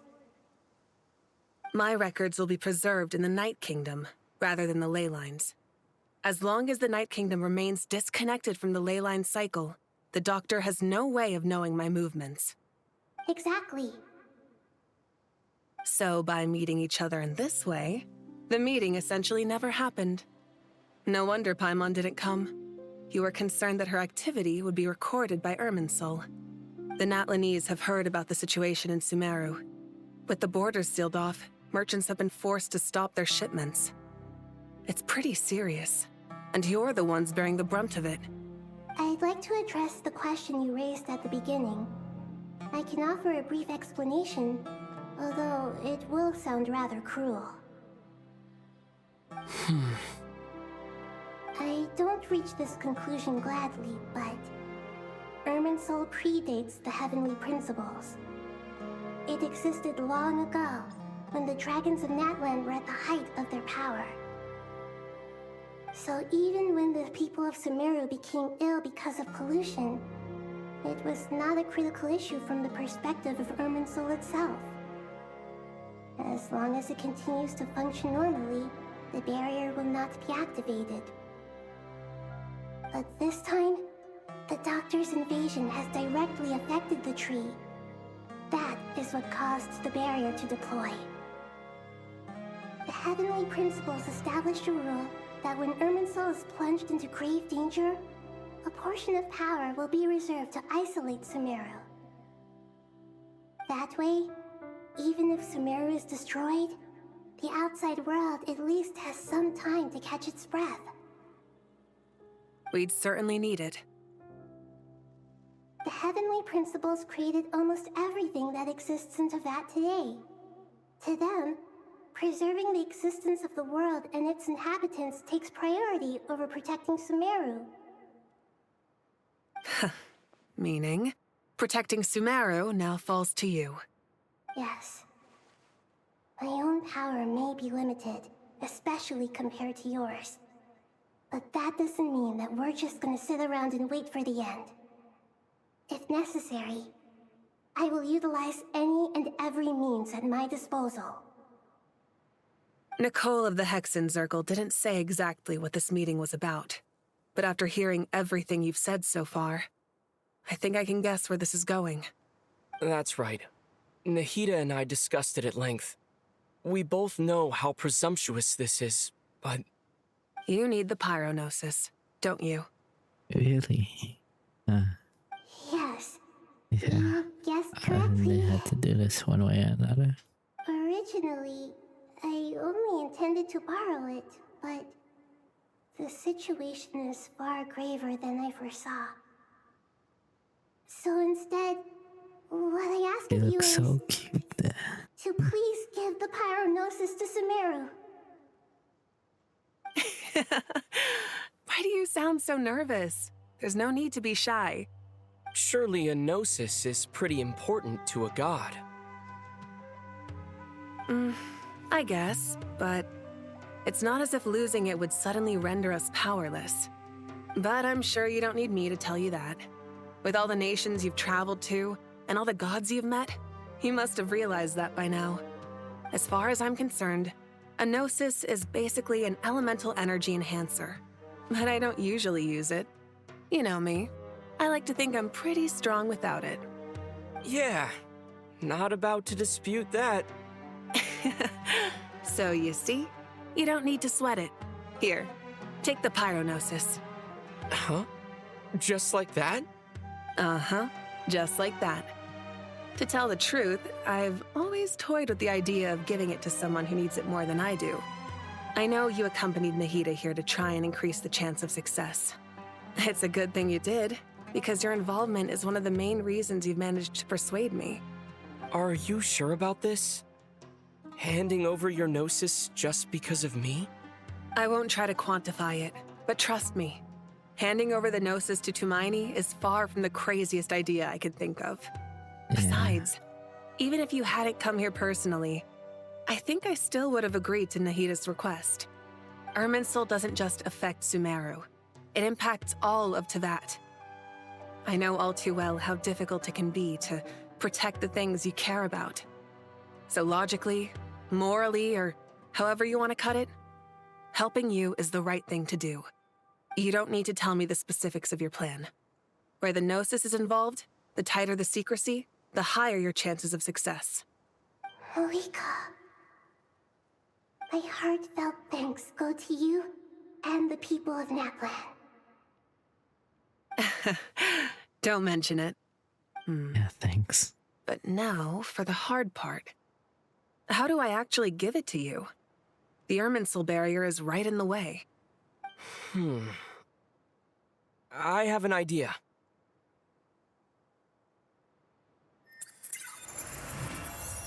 He doesn't get affected by Amazon. Just as I thought. Incredible. What did you do? Just made a lucky guess. This seems to happen quite a lot. Things that apply to everyone else don't seem to apply to me. I figured the same might be true here. Irminsul usually produces effects based on the records it holds. Since the Traveler is a descender, Irminsul contains no records of him, and thus has no way to impede him. Is that right? You really are full of surprises. Catch. Whoa! Thank you, Mawika. Thank you for trusting us with something so important. All right, all right. No need to get so formal. It's not like we're strangers. Besides, there's still one problem. You might be able to pass through the barrier, but I don't know about the Gnosis. Any other surprises for us, Traveler? Let me try something. Really? I have the Pyronosis in my hand. It feels strangely ordinary. Not particularly heavy, and yet this tiny thing symbolizes the mighty authority of a god. I need to think hard about my memories of Pyro. My memories of journeying through Natlan. All those important experiences I've had. The Gnosis disappeared. Little one. Traveler, He's over are now. you So alright? wow. I'm fine. The Pyronosis disappeared into my body. Just like phlogiston. Really? Maybe it resonates with you because you've mastered the power of phlogiston. You might not be recorded in the ley lines, but you're still our Tumaini. Whew.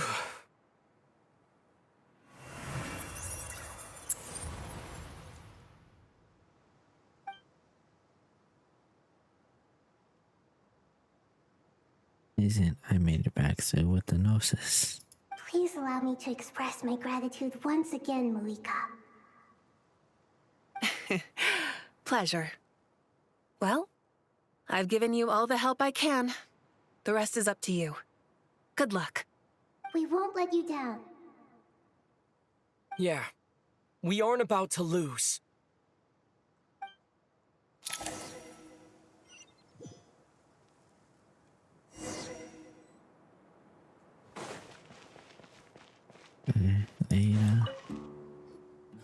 Traveler, Paimon, how are you feeling? I'm feeling nervous. Teensy bit nervous, but only a teeny tiny bit. Seems like she's gotten way braver over the last few years, huh? Of course. After all the adventures you've had with the Traveler, I'm sure you've gained a lot of experience and grown as a person. I'm doing all right. What about you, Nahida? How are you holding up? With the negative effects of Irminsul, I'm a bit like a piece of fruit that's been burrowed into by hungry insects and left to rot. I'd be lying if I said it was nothing. But please don't worry. We all know what we're getting into, and we've prepared as well as we can. I believe in everyone. I believe in you. And I believe in myself. Stoking the fire inside oneself is certainly one way to live, but knowing when to rely on one's companions is also a form of great wisdom. I've been quietly learning little things from everyone, like plucking tufts of fur from a sumpter beast. Me too. With the constant traveling, I'm always learning and growing. That's the journey of life. I think there's someone else here who would share that sentiment. Don't worry about what I think. I was just passing by and happened to overhear your conversation. What are you talking about, Hat Guy? This is the top floor. No one passes by the top floor. Says who? You can fly just like I can. I would have thought it makes sense to you of all people. I don't know why, but I feel a little more relaxed now. It shows that you feel comfortable laying down your burdens in our presence. It means that Sumeru is a place you can trust, where you know we have your back. And we feel exactly the same way around you. That's what it means to be friends.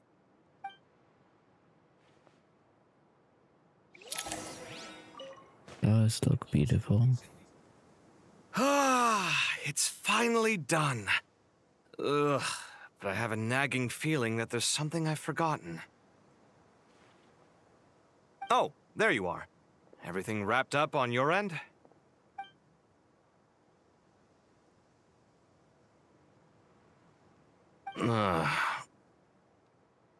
Okay, fair enough. That was a pointless question.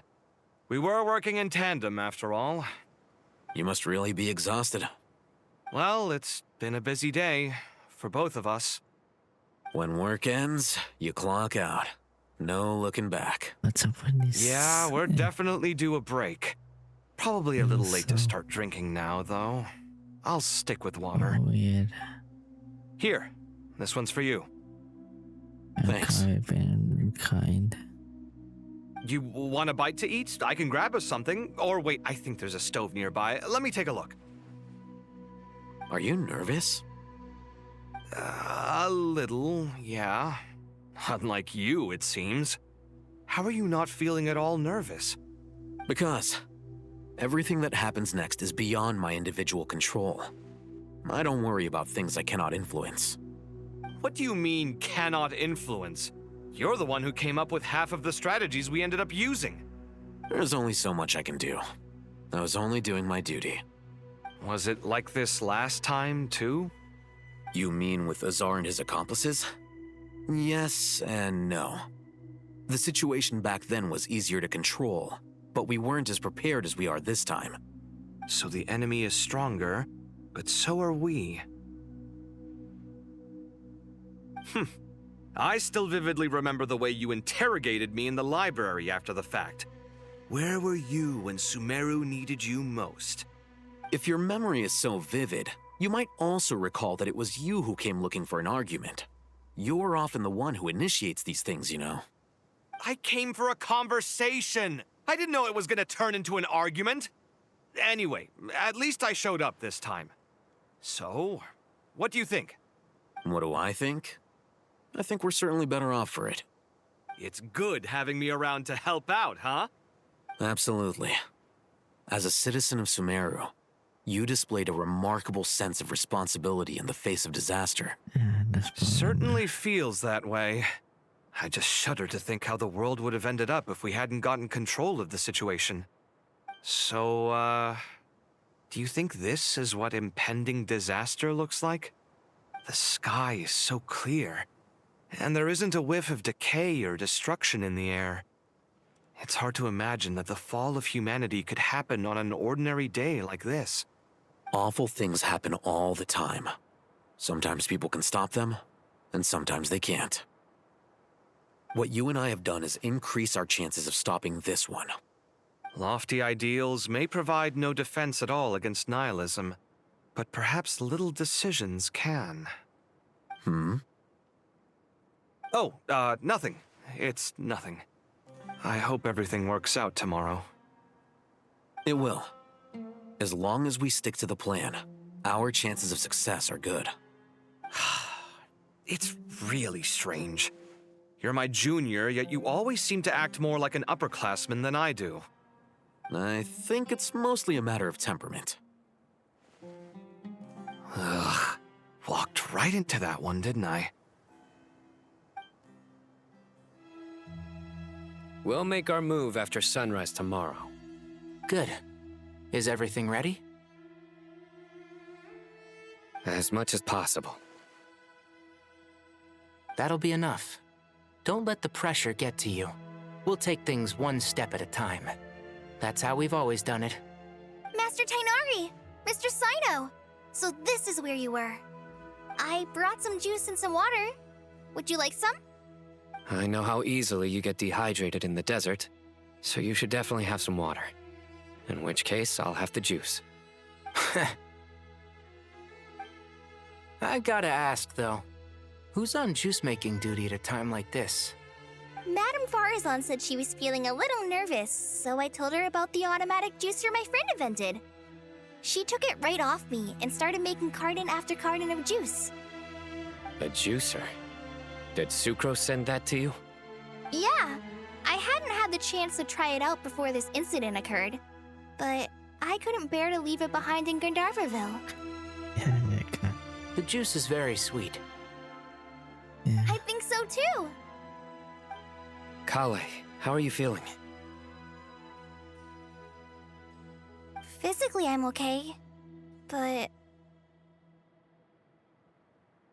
it just still feels strange to me. Why would a great power like this come to someone like me? I know the feeling well. That same question ran through my mind every day as a kid. At least now, you have someone who can relate to you. All the more reason that you should apply for Spontamod. Tighnari fiercely opposes the idea, though. Those two things are completely unrelated. What are we all chatting about, Would anyone like any juice? Oh, you have some already. I had some earlier, ma'am. Maybe give the extra to someone else? Very well, very well. I shall be off then. There's this enormous power, and then there's little old you. You feel like there's no connection between the two. And that sense of dissonance is difficult to get used to. Yeah. But after all this time, I can't believe this stuff still gets to me sometimes. Makes me feel a little childish. Kale, just because we normally keep the conversation light doesn't mean we can't discuss deeper issues. Yeah. I don't think it's childish at all. You were the victim of a terrible crime. It's normal to struggle with the fallout from it. You have absolutely nothing to be ashamed of. My professor once told me that no incident can be considered truly resolved until the victim says it's over. Your rage and your pain are completely justified. Thanks. Miss Nicole said that the same god remains which were once used to inflict so much pain upon me have now become a weapon with which I can protect everyone. It's like my own personal kind of evolution. Every innocent person who's been hurt needs time to realize that it wasn't their fault. I was the same. But it's all about to be over. Tomorrow, it ends for good. I don't know if you've noticed, but you rarely stumble over your words anymore, and your outlook has become much more positive. It's a big change from how you used to be. And since this isn't over, you can settle the matter on your own terms. It's time you seized back control. I believe in you. Yeah. Sumeru is my home. And it's so important to me. I have to protect it. No. I will protect it. And once you're done, how about you come back and apply for Spontamod? Stop it with the sales pitch, would you? Hey, excuse me. There are still 3 unclaimed cups of juice here. Why don't you take one each? Ugh, my arms are getting sore from carrying them around everywhere. Madame Farazan, why are you... Here, let me take them off your hands. Thank you, Madame Farazan. Drink up and enjoy my handiwork. I think I'm going to make something else now instead. Please, try to relax, Madame Farazan. Your nerves are starting to get the better of you. I know, I know.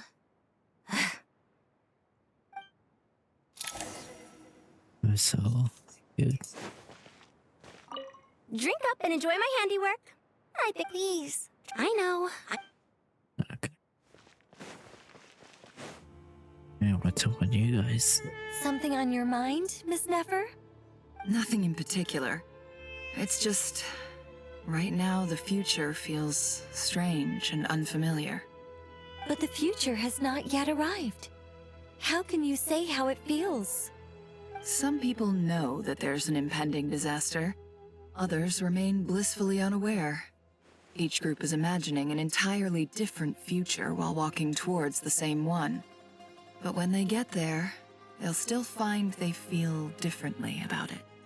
People are shaped by their circumstances. Different circumstances create people with different perspectives. I've always found the perspective of the Vahumana Darshan to be a particularly incisive one. Even at the height of the crisis in Nodcry, people held diverging opinions. But things are different this time. Indeed. Regardless of faith, gender, wealth, skin color, or eye color, everyone in Sumeru knows what will happen tomorrow. The world has never been an especially fair place.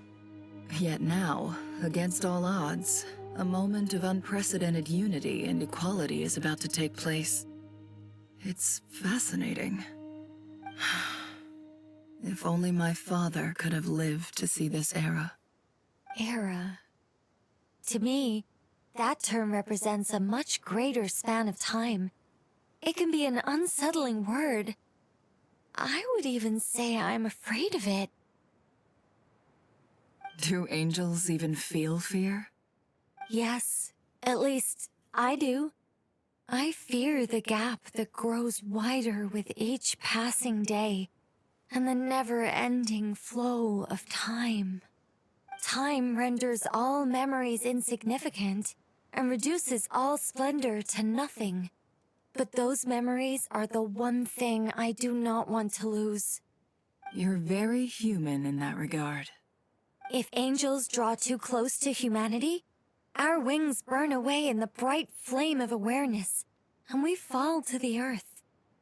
After spending so long among humans, I have lost much of my former glory. Maybe that's a good thing. You're more human than some humans are.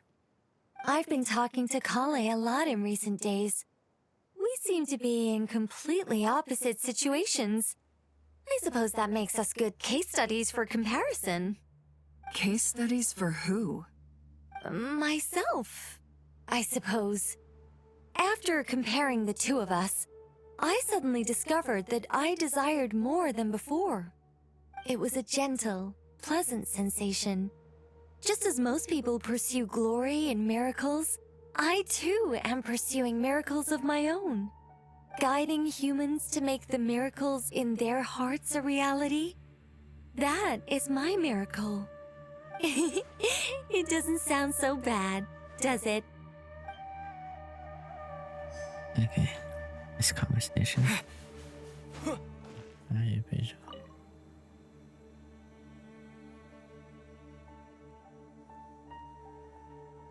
Look at the time. I should head back. I'm so sorry. I was in a hurry and didn't look where I was going. Are you all right? They have interaction. I'm fine. Wow. Wait, you're... Have we met? Not exactly. I think we may have crossed paths by the house of Dana before. Oh. Ah, you're Hat Guy! From Vahumana, right? You recognize me?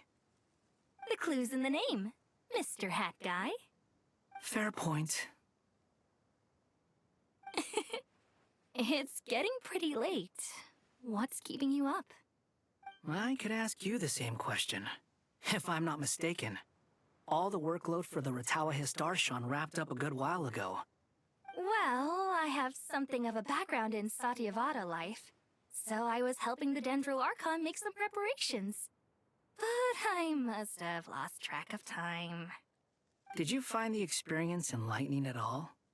Honestly, it was tedious and uneventful at first. But eventually, I think I did sense some profound truths. But they also brought a lot of suffering with them. I was told that I even shed tears while I was meditating, though I have no idea why. Sorry. I hope I'm not scaring you. Not at all. It just proves you're very accomplished in your research. Good night. I wish you all the best for tomorrow. Thank you, He's sir. so nice. You too.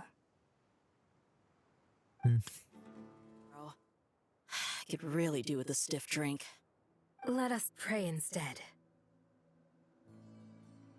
Prayer. How nostalgic. Lord Sangama Bay. Came to get some fresh air too, did ya? That's right. Actually, I was hoping I might run into you, Dia. I wanted to let you know that I've stocked up on that perfume you said you were so fond of. No, really? I'll take 2. Any chance of a friends and family discount? I knew you'd ask that. And I'm afraid to say that... Surprise! It's free of charge. That's very generous of you, Lord Sangama Bay. Does this mean you've made a fortune in Nodcrash? You should just be kind, Nope. yeah. Turns out, it's not that easy to turn a profit there. I even ran some assorted losses. But anyway, that has nothing to do with why I wanted to give you and Dia a small gift. Remember that merchant caravan you two rescued in the desert last month? That was transporting my goods! No way! I had no idea that was your shipment. Explains the, eclectic mix of goods, though. Lord Sangama Bay's investment in the desert and generous stockpiling of goods has helped many people over the years. The shelters you funded especially have made life a little easier for the children and the elderly. Wait, how did you know about that? Oh, I see. Nefer told you, didn't she? The pesky lady. Aren't intel brokers at least supposed to charge for divulging people's secrets? She and Candace go way back. It's normal for close friends to share things you wouldn't tell to everyone else. Sure, but why did they have to be things about me? That's how Nefer shows that she cares. She wishes for all of us to know what a generous person you truly are. It must be hard trying to make a living far away from home. Just because we can tell what kind of person you are doesn't mean everyone else can. Well, maybe her intentions were partly good, but I don't think that's the full story. I'm sure she enjoyed knowing how much it would annoy me. I'm telling you, Nefer's got a mean streak. Definitely with you on that. Does praying help you stay calm? Defending one's home is a just cause. My heart is filled with a mix of anger and hope. Anger. You know, being able to get angry is a good thing. It shows that you're in touch with the real world, and that you have the passion to pursue something you believe in. My lady? What are you doing out here? Just taking a walk to clear my head. Look where I ended up. Were you praying just now? Yes, Miss Dunyarzad. Would you like to join us?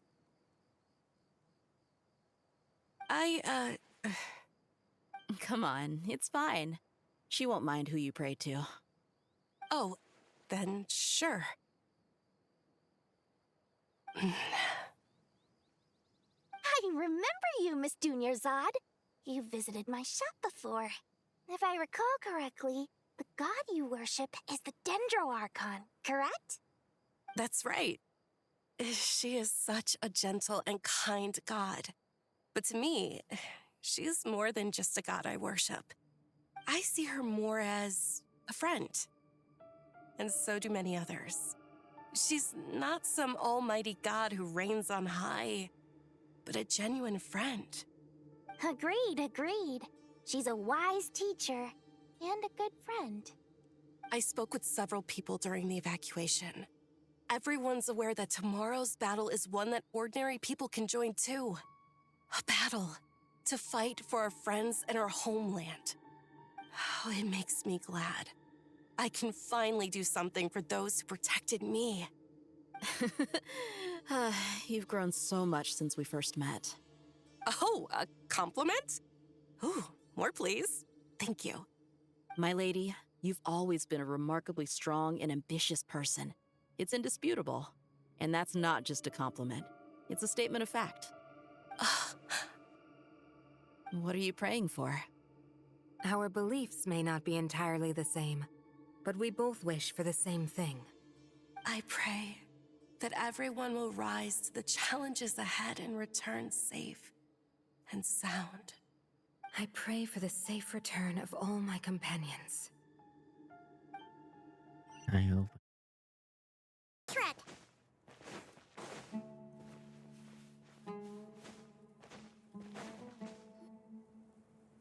Okay, let's do this. I have not felt this way in a long time. Standing up high, gazing out at the rolling dunes. One cannot know what freedom truly means without first losing it. The Golden Slumber truly lives up to its name as a dreamland. Though desert sands exist there too, no mirage, no matter how glorious, can compare to true beauty. Dendro Archon, what is on your mind? I was wondering whose counsel I should seek on the questions in my heart. What kind of questions? So many. More than can be put into words. As I once said to a friend, we look, we see, and we comprehend. But the question still troubles us. What are the many disasters that this world faces, but the sum of all irresolvable questions? The biggest question you should be asking is how to seize victory. Yes. Although, I would express it differently. I must not fail. And so the question I am most curious about now is whether the path to victory will be an arduous one. What we declare to be a young sapling, we may, in fact, find to be a towering tree, if we would only cast aside our ignorance and look beyond the veil of time to see her true form. Nahida! We're here! Just in time.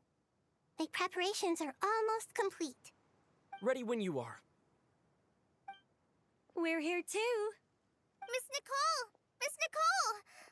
You run so fast!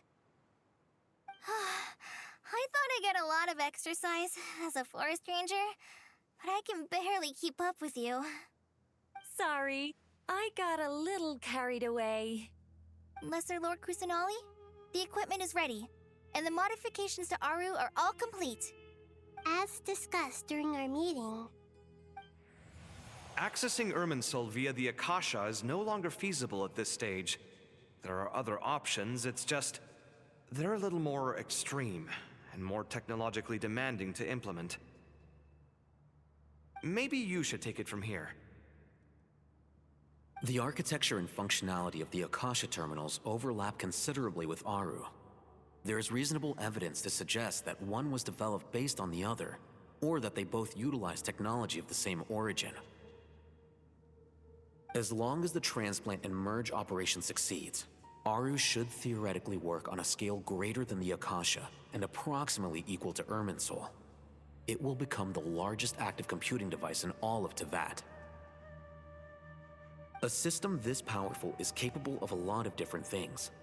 In the past, the Akasha was primarily used for one-way information transmission, but I suspect it could also serve as a central bridging hub.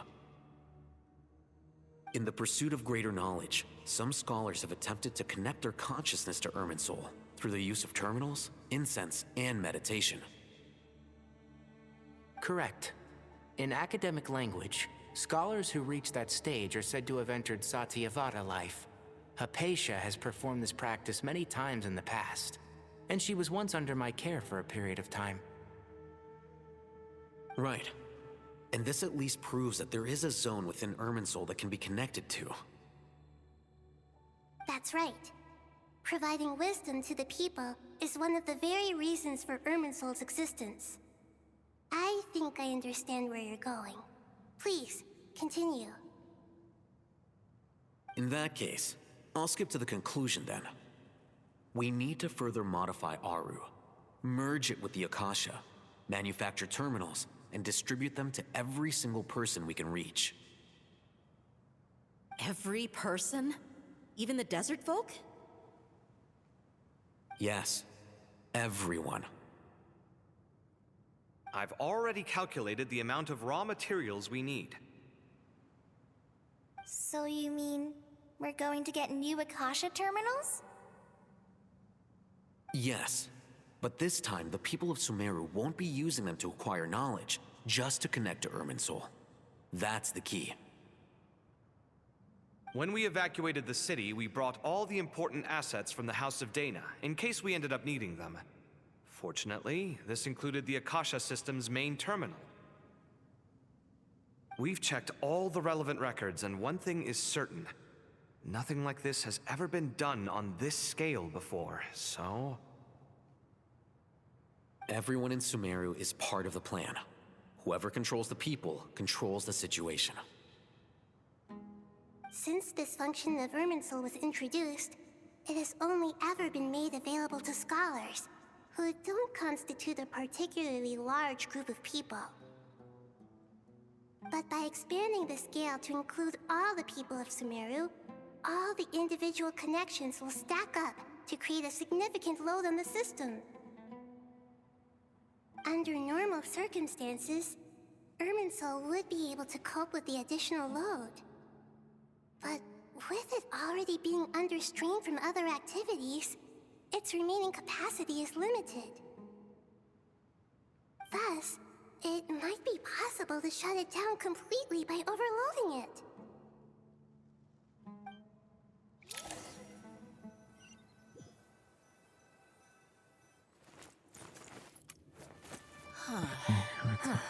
Hope everything goes well. Counting down. 3, 2, 1. Are you ready?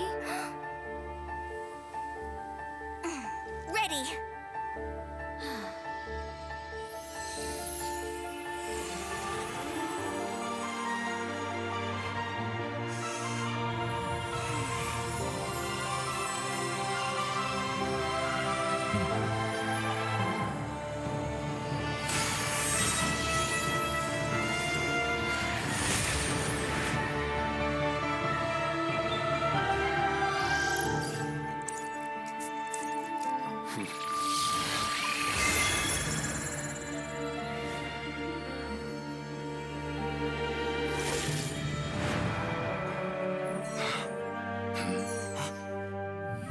In the past, when people sought knowledge, they turned to the Tree of Wisdom.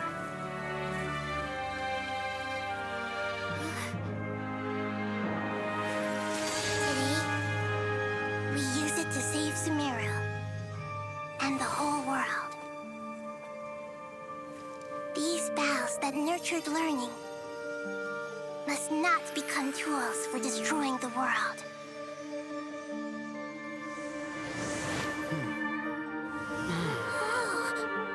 Cutscene.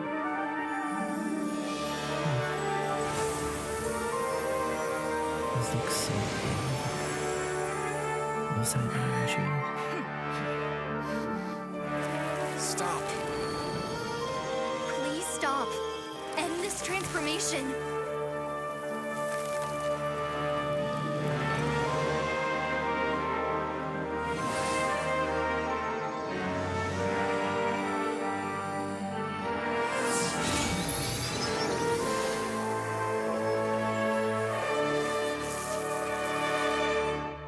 You would shut down Irminsul just to stop me? You fools. I have all the time in the world.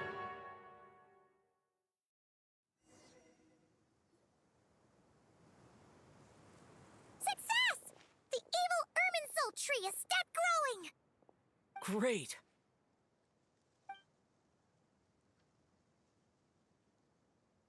What a display of true courage. The courage to think and the courage to act. I never thought I would witness the shutdown of Irminsul with my own eyes. Perhaps this is human wisdom in action? Indeed, only humans could do such a thing. Gods are few and far between. What was once created for spreading knowledge is now used for another purpose. A rather ingenious plan. I am grateful to you three for your help. Only thanks to you were we able to extend Aru's interference capabilities to cover all terminals. Now, nobody who wears a terminal will have their activity accurately tracked by Irminsul. No matter how many eyes Dottore possesses, he will not be able to see us clearly. Now for the next step. I will need the help of your supreme powers once again. How might we be of service, Lord of Dendro? I need to reach the Eternal Oasis immediately. Right now? In that case, Ibis King, would you agree that this is a fine opportunity to dust off our old tricks? Never.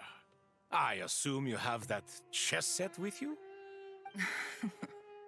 You mean the one you gave to me as a gift? Asking for it back, are you? How could I? You misjudge me. I just wanted to show you another way you can use it. Connect to Safei Shatranj.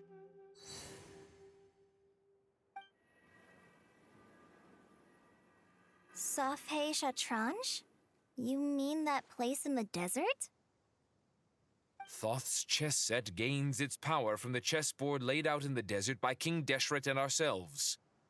All ceremonies conducted using the chess set must be activated via Safei Shatranj. In other words, the chess set is an extension of the chessboard. In the past, moving a chess piece was a sacred and momentous act. Transfer initiated. Entering live combat mode. We haven't heard a single word from our spy in the desert. I'm afraid he might have been captured. Never mind. But we spent years turning him. And a lot of Mora. Nothing comes for free in this world, but the loss is not without its purpose. For a small price, we have wasted a precious amount of the limited time they have. Quite a bargain, if you ask me.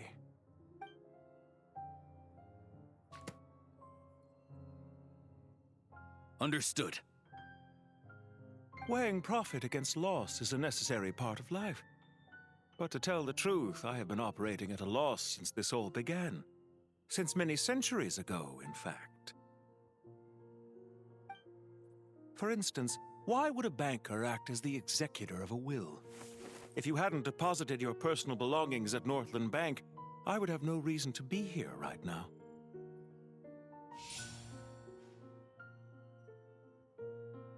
Dottore, I've placed your final data backup into the ley lines as per our contract.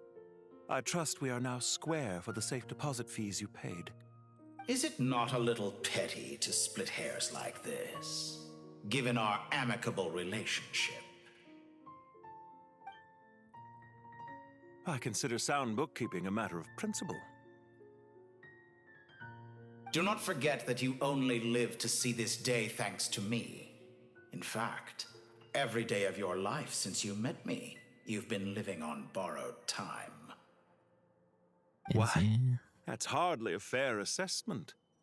I will concede that my survival was perhaps at your whim, but I became a harbinger on my own merits. Managing money is not like other professions. Mine is not a role I could have acquired based on your recommendation alone, and certainly not one I could have lasted so long in without genuine ability. The information stored in the ley lines is quite comprehensive. Rest assured, I have not forgotten how strong your pride is.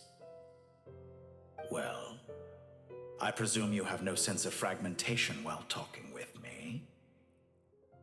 How could anything possibly go wrong with such strict measures in place? The remainder of your soul was split in two, with one half sent to Nodcry and the other stored in the most secure vault of the Northland Bank. Though I must say, your disdain for the other segments is quite amusing. Zandik is you, and you are Zandik. Zandik created the segments, yet you, a segment yourself, reject him.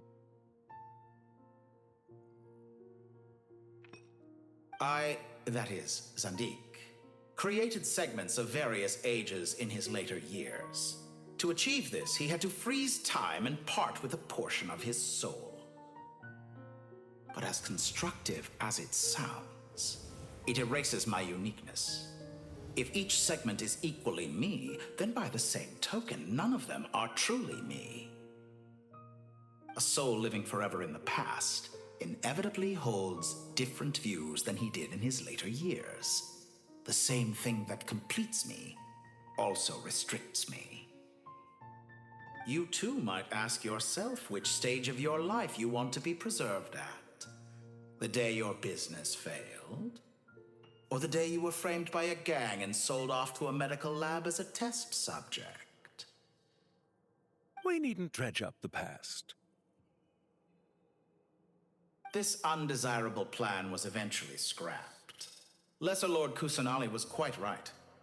I needed an opportunity to eliminate myself.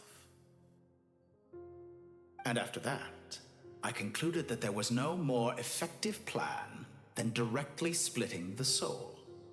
Once the soul is transferred out, you will find that creating a physical body is far simpler than creating a puppet. The other half of your soul suffered a crushing defeat in Nodcry, you know. And yet in the process, I obtained the information I always wanted, did I not? Because now we finally know where the best testing ground truly lies. I once thought your ultimate goal was to ascend to godhood. But as it turns out, that was merely one of your experiments. Experiments take many forms. Most people are too eager for success, too fixated on the end goal. They forget that the experimental process itself is just as important. A suspiciously vacant seat, a new face. I trust you can put two and two together. The reason it doesn't exist is because someone tampered with the record. What can I say? After all your efforts, you really did uncover the world's secrets. So, is the new world you promised a lie? No, it never was. I am glad to be able to control Irmin's soul from within. Now I shall attempt to create a new world inside the existing one. Almost everyone faces the prospect of death, but not a single person has ever been able to experiment unrestrained in the afterlife through sheer force of will. I am the only one to have overcome this enormous challenge. Would I not be letting the world down if I didn't make the most of the opportunity to experiment? Clearly, the dividing of your soul did not affect the magnitude of your ego. Out of all the versions of you that have ever existed, this you is the most insane and the most radical. Is that why you chose to work with me? Which was it then? My insanity? Or my radicalism? Could I call myself a venture capitalist without a suitably ambitious plan to invest in? Yours happened to fit the bill quite perfectly. Well then, I must say, while I am surprised enough that you showed up at all, what surprises me more is that you chose to present yourself as my former subordinate, and not as the banker Pantalone. Why make things harder than they need to be? Exposing my true identity in a situation like this would only serve to destroy diplomatic relations between Snezhnaya and Sumeru. I daren't imagine the consequences. Showing up in the name of the original antagonist gives you the recognition you rightly deserve, while also being sensitive to Snezhnaya's predicament.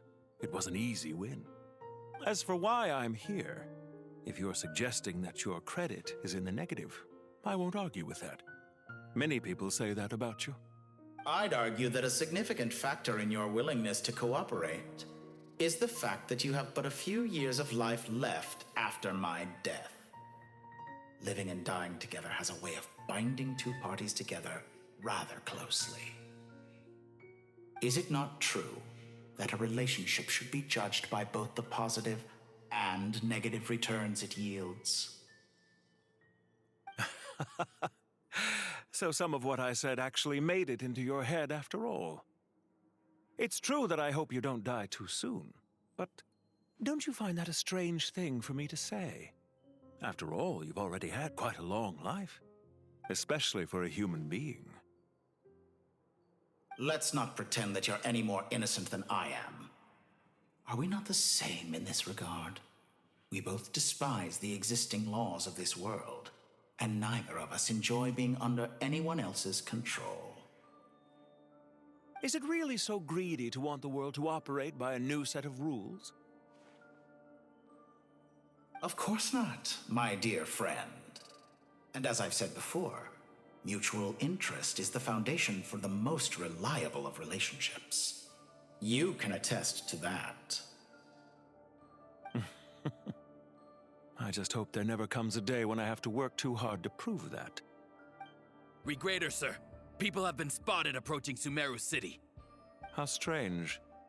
Despite your access to Irminsol's data, it appears the soldiers noticed before you did. They must have found a workaround.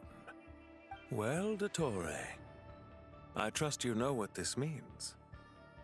The fact is... They're coming. They'll breach the city gates any moment now. But even so, I would say Irminsol is a wonderfully convenient thing on the whole. If you do manage to create a new world, perhaps you could plant one outside my office, too. I'll consider it. What do you need me to do? Stall them? The experiment will take time. Stall them for as long as possible. Very well. But you're really asking for the moon here. Have you heard this story? There was once a guilty man, kneeling in the center of a church while an angry mob outside waited to bring him to justice. He pleaded with the gods, begging them to grant him one final request, the chance to finish confessing his sins before he was sentenced. Many suns and moons passed, seasons changed, and still his confession continued, as if he intended to speak until the end of time. Are you suggesting I worship you as a god? Or were you hoping that I might confess my sins to you? Certainly not the latter. That would make my life miserable indeed. For someone who despises them so, you never seem to have any objections to me creating or becoming one. At first, I thought you'd be furious. Concerned I would terminate our partnership, were you? Not at all. You had reasons why our partnership must continue. Don't you find people's attitudes toward gods amusing? A god descends from the heavens and people worship it unreservedly, blindly following whatever rules are given to them.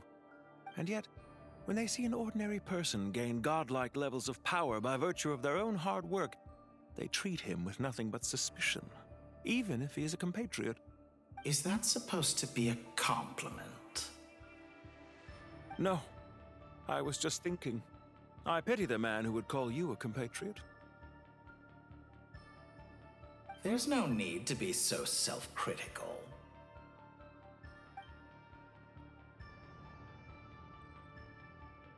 I know it's a little late in the day to be asking this, but how have you been keeping?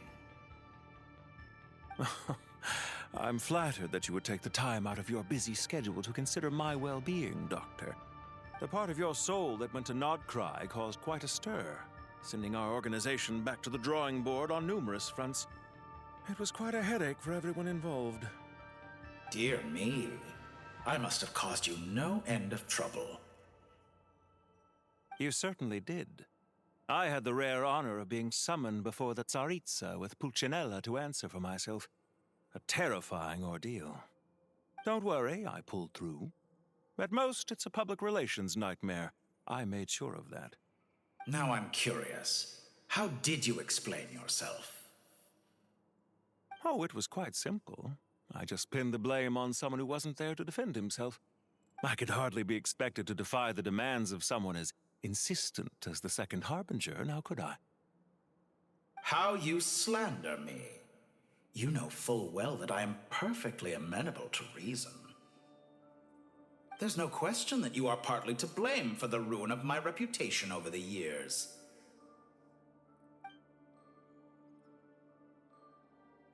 Do you have anything lined up for when this is all over? Hard to say. Field work always takes quite a toll on me, as you know. Once I'm back at Snezhnaya, I'll start with a well-earned cigarette. Why are you so eager to ruin your lungs after I went to the trouble of replacing them for you? If you have an issue with it, feel free to try to stop me.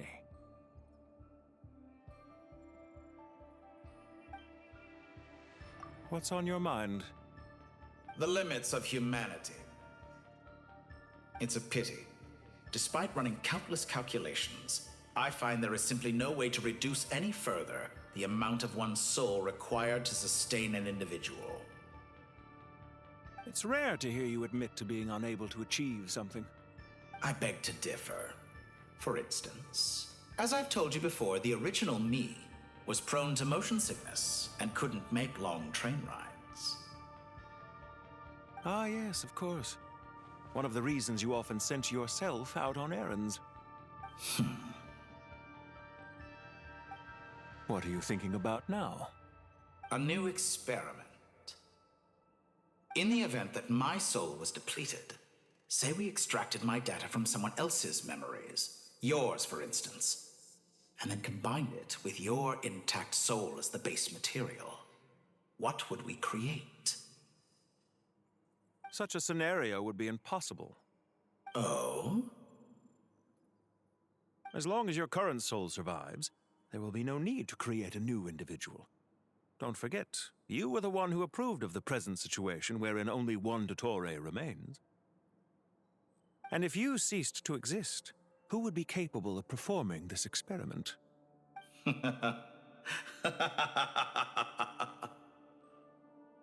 Since the day I met you, you've always excelled at talking your way out of a quandary.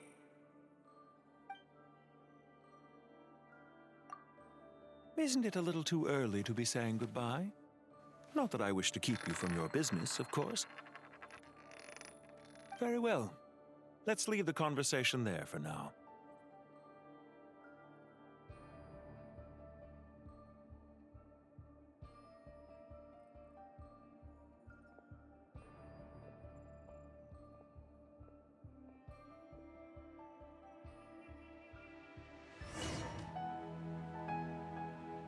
The power of King Deshret's 7 pillars is truly remarkable. With just a chessboard, you can move an entire unit across the material plane. Yeah, sets us up for a much easier fight. Really makes my day. The last time we stormed the city, it involved a lot more running around. I wonder how many people can say they stormed the city twice in their lifetime. I was just thinking that. I've definitely had more than my fair share of unusual experiences in my life. This is my first time here, actually. We never usually leave Gandharvaville. I hope this will be my last time. Does everyone have to chime in? Can't we just fight? What an amusing comment, my dear lady. Yet humans often alleviate tension via small talk, do they not? Whoa! Why is Candace's shield talking? Because the image on her shield is one of me. And I, of course, can appear wherever I wish to. Huh. Well, la-dee-da. Isn't that fancy? Could I get in on this? You wish for your gauntlet to speak? Why, certainly. Ahem.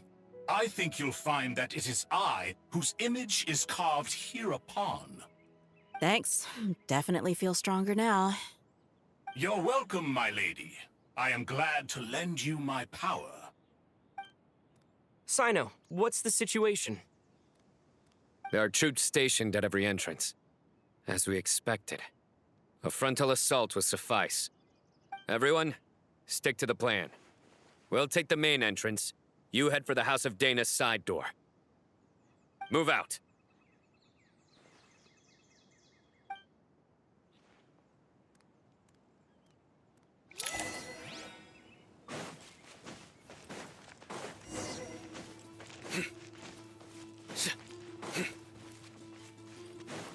Out of my way! Take this! Watch out! Get lost. Whew. Thank you, Jet. You gotta be more careful. If you're not ready to put your life on the line, you can't be certain of defeating your opponent. She's right. Keep your wits about you, Rana.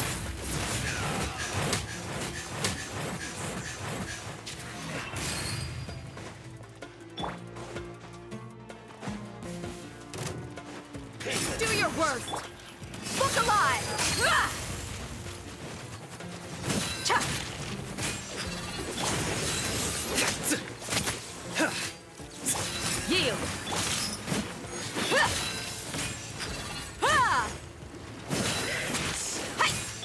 We shall prevail! Flee! Futile! Can't run from death. Take them out and secure the harbor. Reinforcements will arrive by water. Consider it done. Show no mercy. Waterway secured. Brothers! Sisters! Perfect. Just in time. Welcome. Once we've linked up, we'll continue the advance. The team has arrived at the north entrance, as planned. Good. Press on.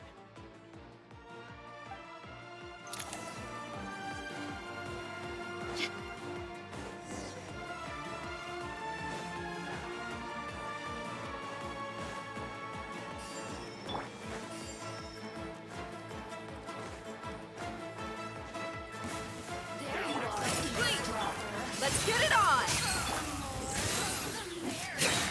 Through me, justice is served. Guilty! Their penance is due! We shall prevail!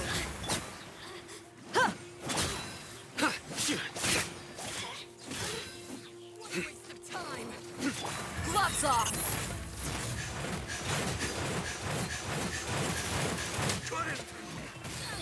Yield! Your sins weigh upon your soul. Guilty! You stand condemned! Take too long.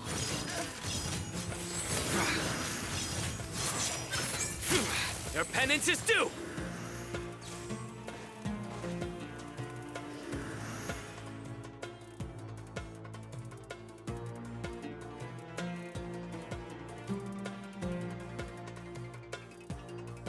Look out! It's an ambush! Finally. We need to hurry. Take the middle road now. Mahamatra Sino, area clear. Don't relax just yet. More Fatui approaching from the right.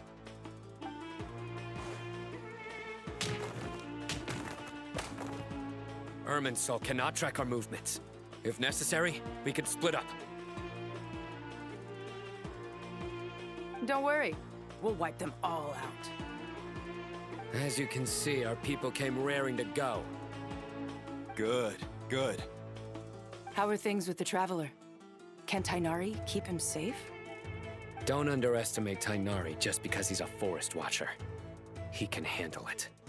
All right. You know that's not what I meant.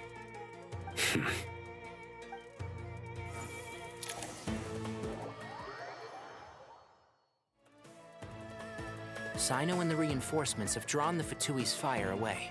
It's our turn. By using a cluster leaf of cultivation, we can pass through certain terrain silently. Good luck with that. We'll just fly up there. Huh? Oh, yeah. Paimon forgot she could fly. Ready? Ready.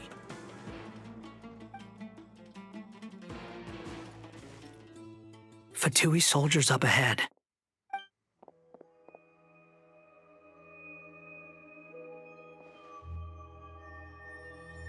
Careful. Prepare for battle. Hey! There's people over there. You have some nerve showing your faces here in the center of Sumeru City.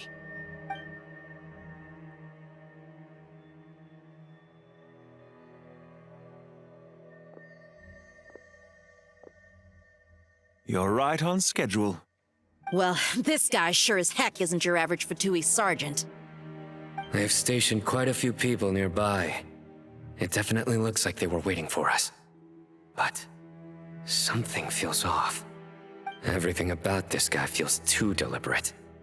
I highly doubt he's just a subordinate of Dottores. And he's no mere sergeant.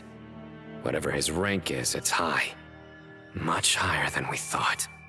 So you've been waiting for us. But it looks like you're geared up for a conversation, rather than a battle. Very clever, General Mahamatra Sino. I know you're the one in charge of this siege, and I look forward to making a deal with you.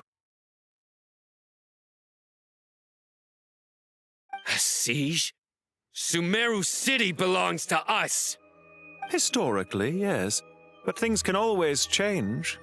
We have quite a sizable force with us, you know. For instance... There's a Fatui ambush at the north gate. Can you handle him? We can for now. Yes, I'm quite sure both sides can hold their ground for the time being. The battle has not yet reached its climax. But what happens next? Do you enjoy watching bloodshed? Surely some of those here are people you count as friends. Once a war begins, some people must die. I doubt you wish that fate upon anyone you know. Wait a second. It's a trick. He's not even there.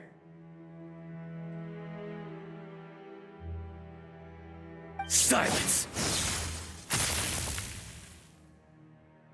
He disappeared. What was that? A ghost? Curses. He was never there to begin with. That was just a shadow projected there to lure us in. Enough talk! Attack! I apologize for being unable to accompany you at this crucial moment, but I am compelled to leave for reasons beyond my control. Please excuse me. Sumeru's General Mahamatra is quite ruthless. It's a good thing I wasn't there in person. Your illusion held them up for a time just fine. But now that they have seen through it, they will realize you were just a decoy. Decoy or not, what matters now is that they will be heading your way imminently. Not imminently. They are already here.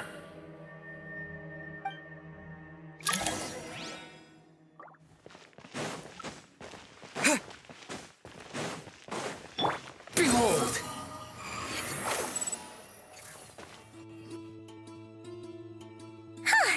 We made it! This is far enough. Tainari, you go help Sino. Don't worry about us. We'll manage from here. Are you sure you don't need me to stand guard? No need. Once the connection is established, we'll disappear from the sanctuary of Surasthana. Go help the others. All right. Goodbye for now, then. Please tread carefully.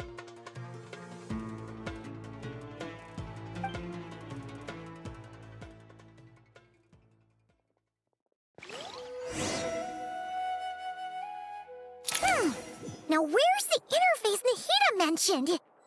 Come on! Where's it hiding? Found it. It's over here.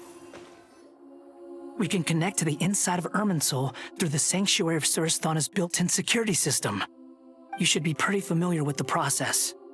Is it the same route as last time? For the most part. We don't need to adjust any of the parameters. Then I should be fine. And Paimon? Once you're both ready, we'll set off. Wait! The stakes are way higher this time, right? Maybe Paimon should stay outside and help the others. Then, you can focus on the fight without having to worry about Paimon. Huh? Why are you staring at me like that? It's nothing. I just suddenly realized how much you've grown. Hey, you've grown quite a lot yourself. Don't you two start getting into it again. Well, anyway, Paimon thinks she's pretty knowledgeable. Who's the best guide in Teyvat again? And don't forget, Paimon's a college student now. If we say Alhatham's not a weirdo, it's hard to explain how he came up with the idea of you applying to the academia. But for all that he counts, you're doing surprisingly well in your studies. Just goes to show how important it is to have someone supporting you. And Paimon's not the only one. Let's not forget that you only became a student because of Nahida's personal recommendation. That's fair. I have learned a lot in Sumeru. Oh yeah, did you ever come up with that ugly nickname you promised me? What? No way! We're friends now! Paimon gave up on giving you one ages ago. Anyway, isn't Hat Guy enough of a nickname for you? Fine. Suit yourself. We need to go. Paimon, if you're staying, look after yourself. Will do. Paimon's gonna link up with Tainari and Sino. You guys are the ones who need to be careful. We will be. Bye for now.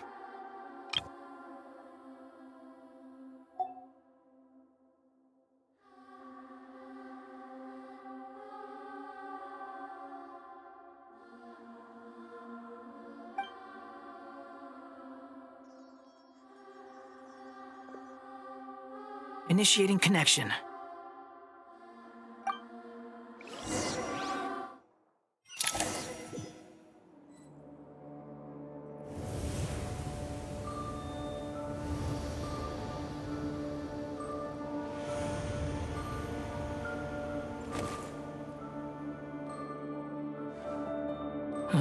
Well, here we are again.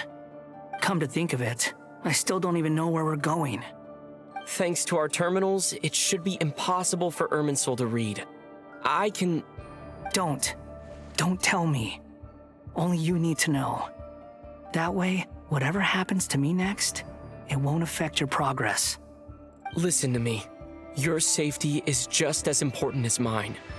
Don't even think about sacrificing yourself for the greater good. We came here together, and we're leaving together. All right, if you insist. I won't argue with you.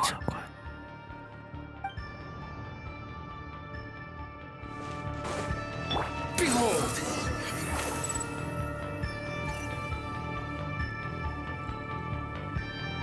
This place looks so different from how I remember. It's unrecognizable. It's a complete mess. Like someone's turned the place upside down. Must be Dottore doing.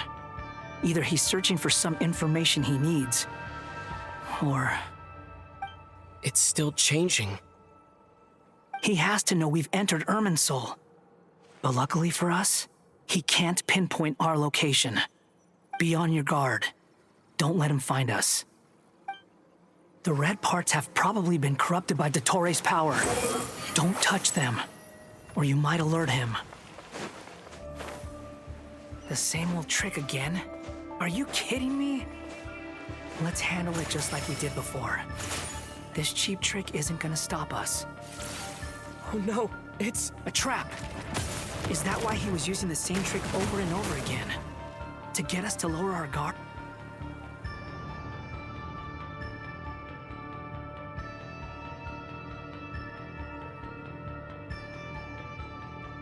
I'm trapped! Wall and Fury.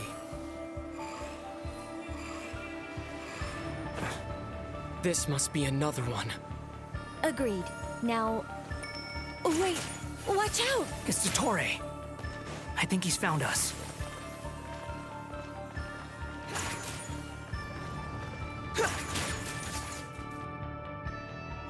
The seal is broken. Quick, get out of there! I think we've made it to relative safety.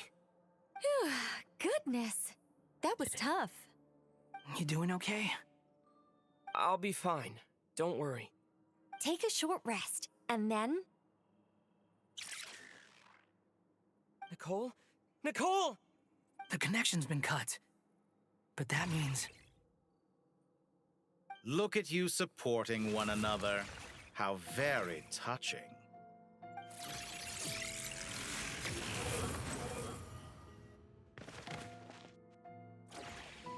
Dottore!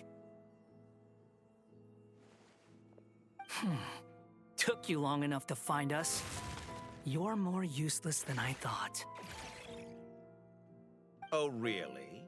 I think I deserve a little more credit for my methods than that.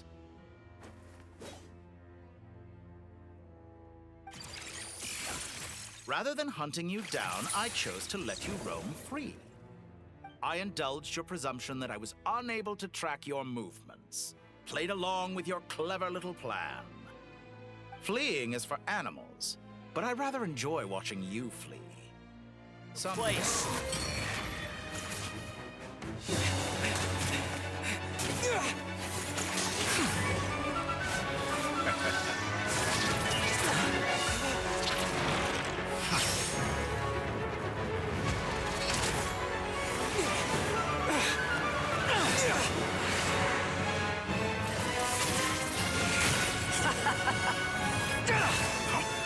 Does the prospect of death amuse you? I could ask you the same question! I'll distract Dottore. You focus on the mission. Got it!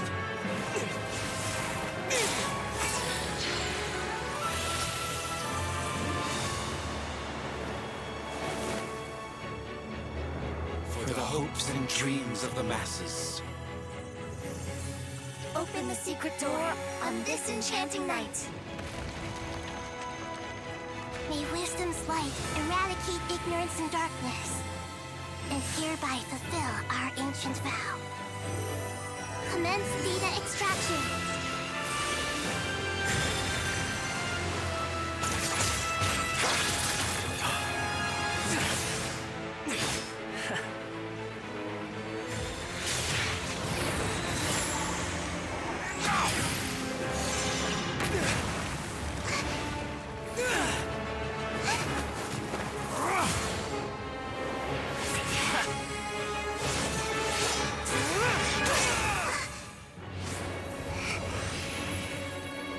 Blessed One of Wisdom, Mahakusaladhama, are you certain that you wish to exercise your authority to destroy Irminsul? It represents both your roots and your finest accomplishments. You truly intend to abandon the very thing you have always fought for? This is my decision. Irminsul has been corrupted beyond redemption. Irminsul is the original tree of Tevat. It is the means by which the heavenly principles maintains fate itself. The 7 Archons should honor and revere it.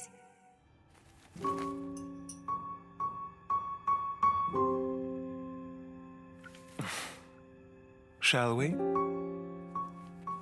Where were we?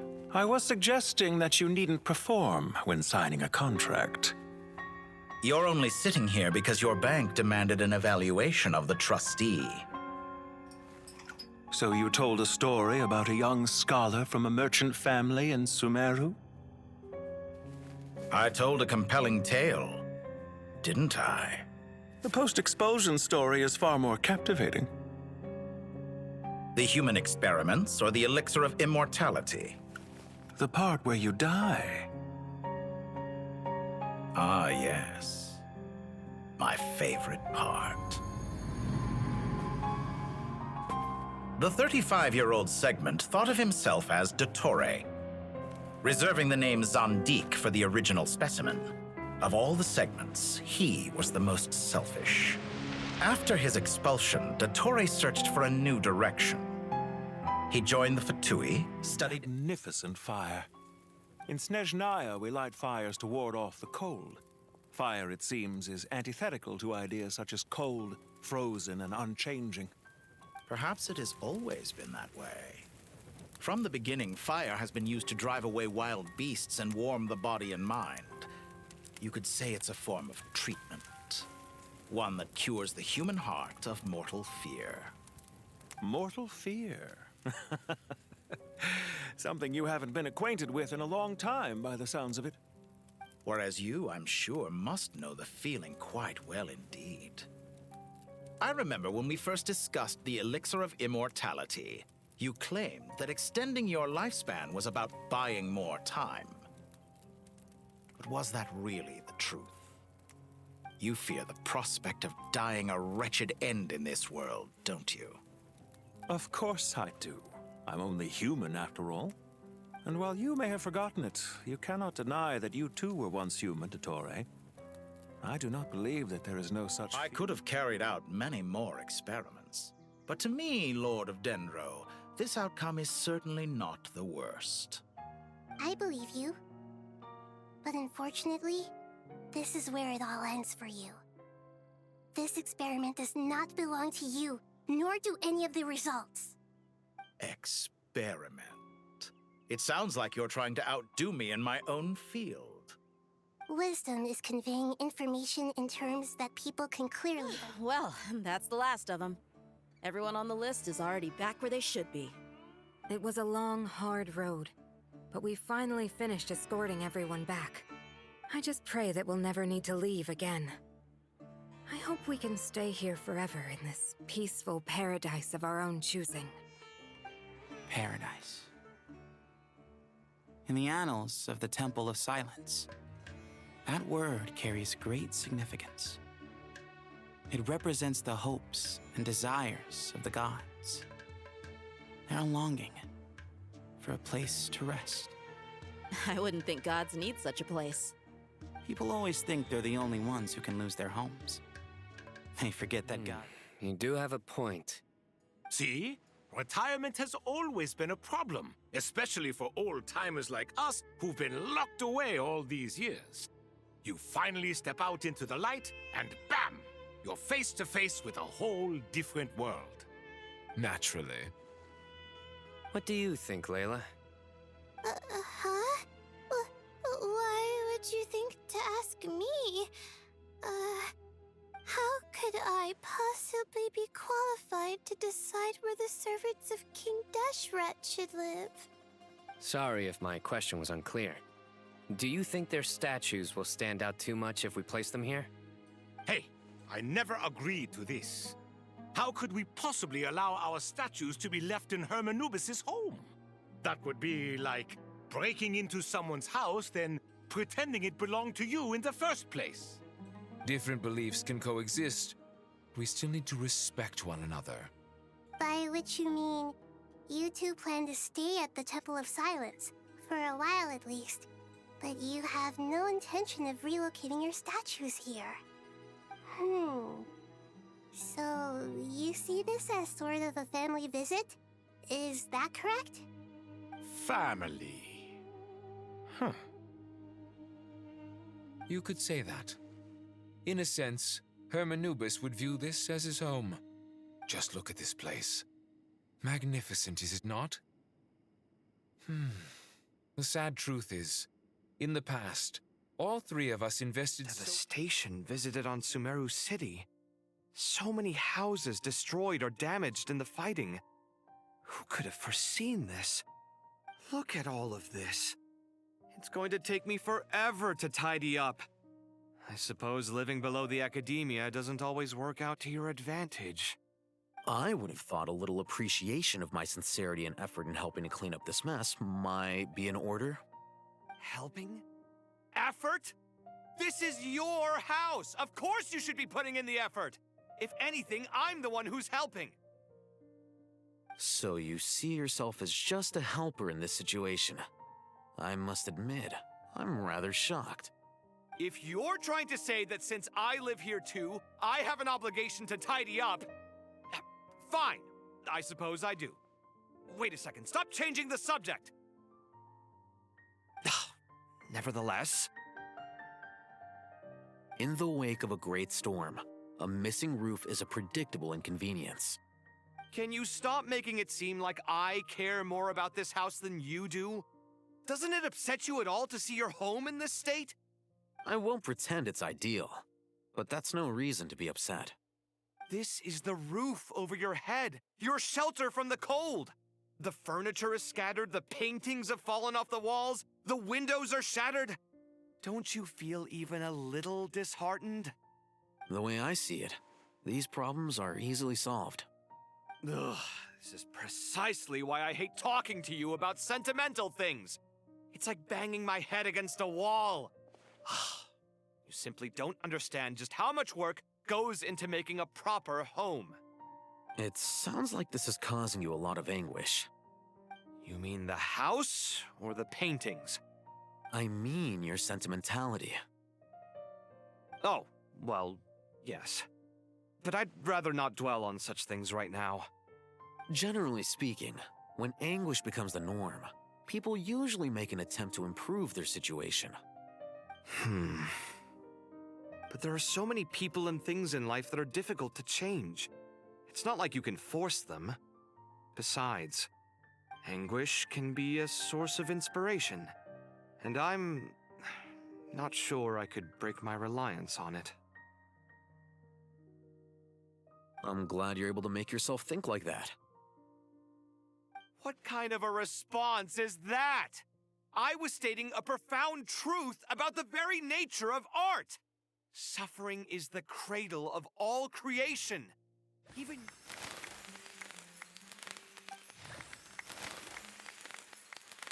Congratulations, Kale. Well done, Kale. After studying for so long, you've finally become a full-fledged ranger. Sure hasn't been easy for you, huh? This really is fantastic news. All grown up. No longer a trainee, but... After all that catching up on sleep and food, Paimon's feeling full of vim and vigor again. For someone who spends so much time resting, your recovery routine is surprising. Nahida! And Hat Guy's here too! Traveler, Paimon. What's going on here? Nothing much. Nahida was just expressing concern for my physical and mental well-being. Oh, the Traveler told Paimon all about that. We've both been very worried about you. Are you feeling alright? You make it sound like I'm on the brink of some kind of breakdown. Truth is, I'm doing much better than you might imagine. If we can just get to the bottom of Dottoro's intentions, we can minimize his negative influence. That's the sort of thing I excel at. Just listen to that newfound optimism. It seems like having you enroll in the Vahumana was a truly inspired move. I can really see the positive influence. Observe, a classic Sumero specialty. Chalking everything up to education and learning. To be honest, even I can sense the change in you. Everything Dottori said to you was a way to manipulate your mind. Fortunately, you're no longer under his sway. Can someone as old as me really continue to grow? If it helps, just think of yourself as a late bloomer. It's all a matter of phrasing, and it comes down to what standards you measure yourself by. For a puppet, developing at such an age is perfectly normal. But if you choose to call yourself a late bloomer, it sounds more like you consider yourself human. However you see yourself, well done. All right, I see what you mean. Anyway, what's your next step? What else can I do but complete my current courses? Everything else can wait. Anyway, that's enough chit-chat. There are still things in the city I need to help out with. I'll be heading there now.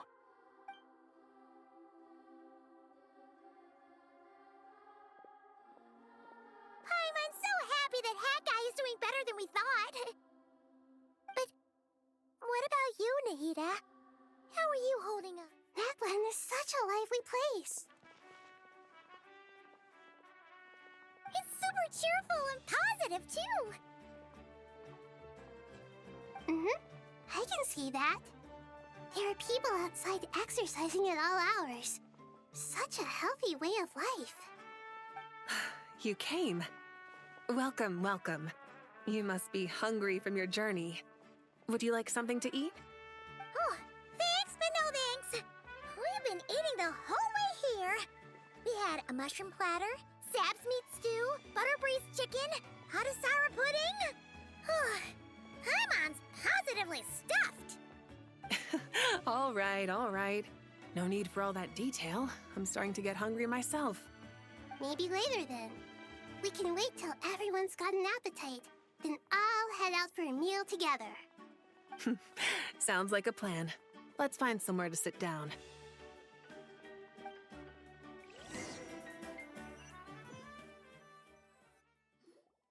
I should tell you, I already have some sense of why you've come. Why's that, Malika? To say thank you. Your senses are spot on, but on top of that, we also feel guilty. Because the pyronosis has vanished? I sensed its loss. Despite scouring through the remnants of Irminsul, we couldn't find any sign of the pyronosis. Not even any trace of it burning to ash. That's certainly unusual. Still, the potential fallout from Irminsul's loss is significant, to say the least. Perhaps the Pyronosis's disappearance is simply a knock-on effect of the impact it's had on a certain strand of fate. There's no need to feel guilty. We were clear that this time, there was to be no returning, only giving. Pure and simple. Thank you really is a fascinating phrase. We use it to express gratitude for the smallest of things. Yet, when faced with a kindness too immense to describe, we use exactly the same.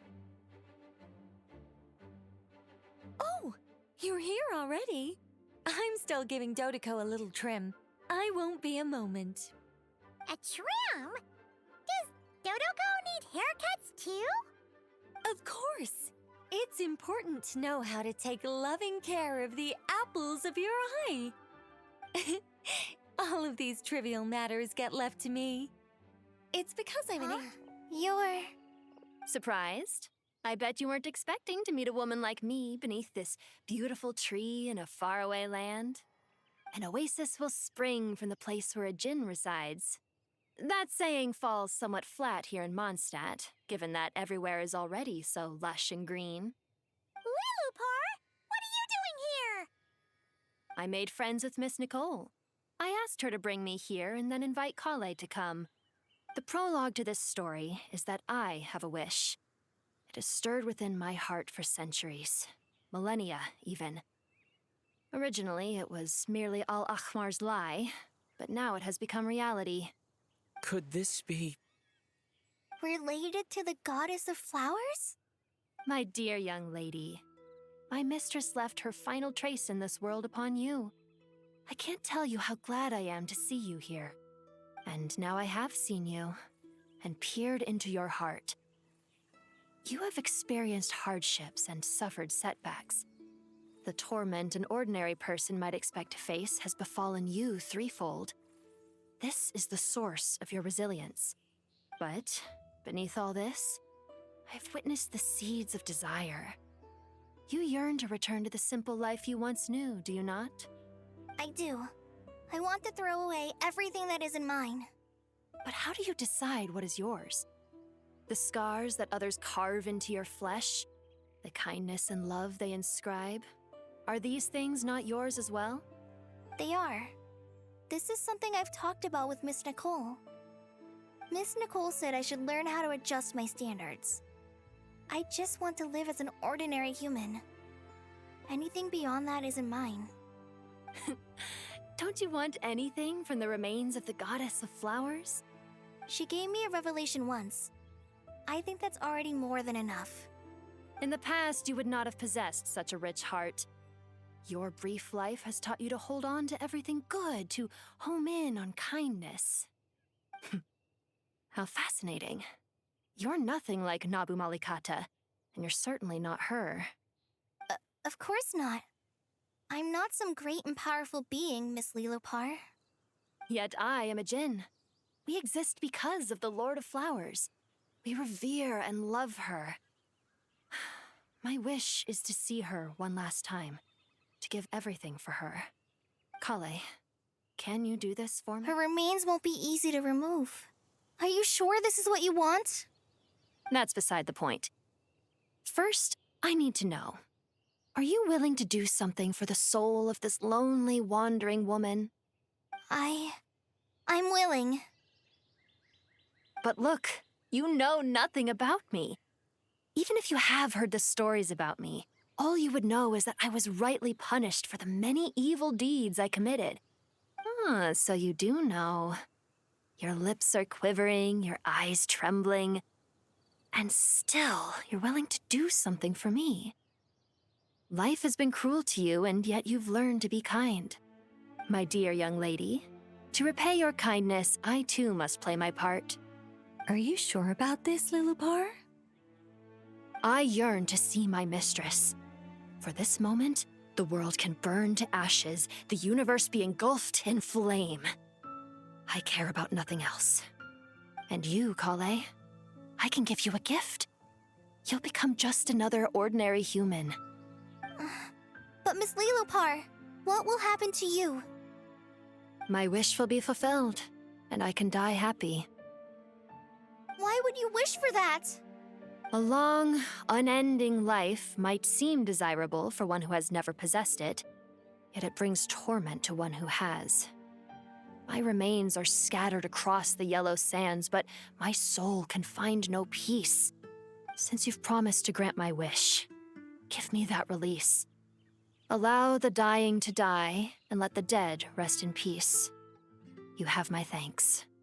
Kale, there's no pressure on you. What she said, it's all true. A wish is a genuine desire, after all. It's as if you want to use the last of your life to give me a better future. Nothing's so selfless. We'll be using our futures to fulfill each other's wishes. This is a noble act, a beautiful and secret transaction between two women. I understand. Miss Lilupar, I'm ready. Close your eyes, Kale. Then open your soul. From there, I will embrace my mistress. The downpour of flowers is your touch.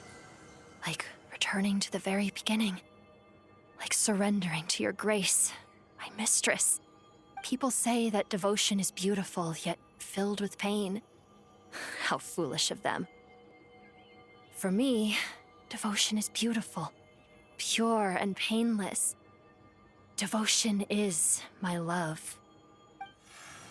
Thank you.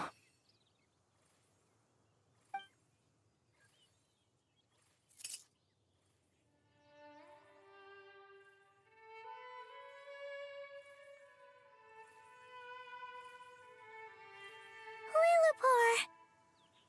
She disappeared? She left, carrying the blessing of flowers. Kale, are you all right? I'm fine. Now that the remains are gone, I don't actually feel any different at all. Those remains weren't hurting Kale. Not as she is now. They simply exist.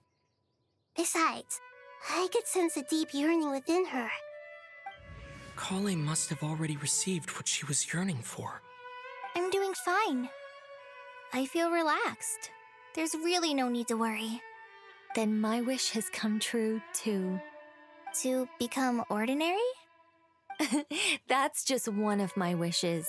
Actually, I have a few more. For instance, I want to protect the people I meet and help them find happiness. That sort of thing.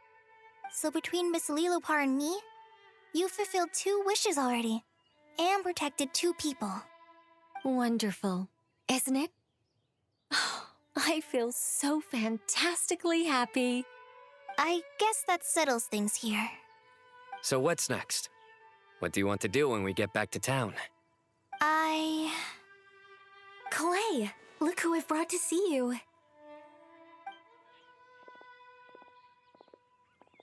Hey, Kale! I heard you guys were holding some kind of secret event. How come you started without me? Huh? Oh no, it's nothing like that.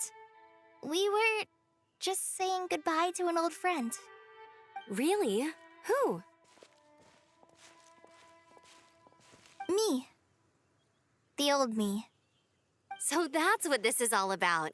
Did you come all the way to Mondstadt for that? Because we knew the old you so we could witness the change? Exactly. The old me is gone. I puffed her into the air, and she became a fluffy pink cloud, floating into the sky, before disappearing forever.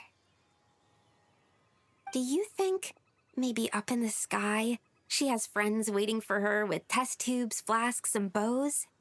Oh, when you put it like that, it doesn't sound so bad after all. What do you think, Miss Nicole? I think maybe that's right. At least, if it were up to me, I'd consider that a happy ending. Dear Sucrose, even though my childhood ended long ago, these past few days have really felt like growing up again. I've become stronger, and I feel like I can finally accomplish things by myself. Surely someone as mysterious as you will find a friend like this fascinating. Always growing, always thriving like a plant. I came to say goodbye to my old self. I know that after this, she'll be gone. Thinking about it makes me feel a little lonely. I know the weakness that kept me company will one day leave me too. But somewhere in my heart, I feel a great sense of joy. It feels like I've always wanted to take this step, to walk towards the new me.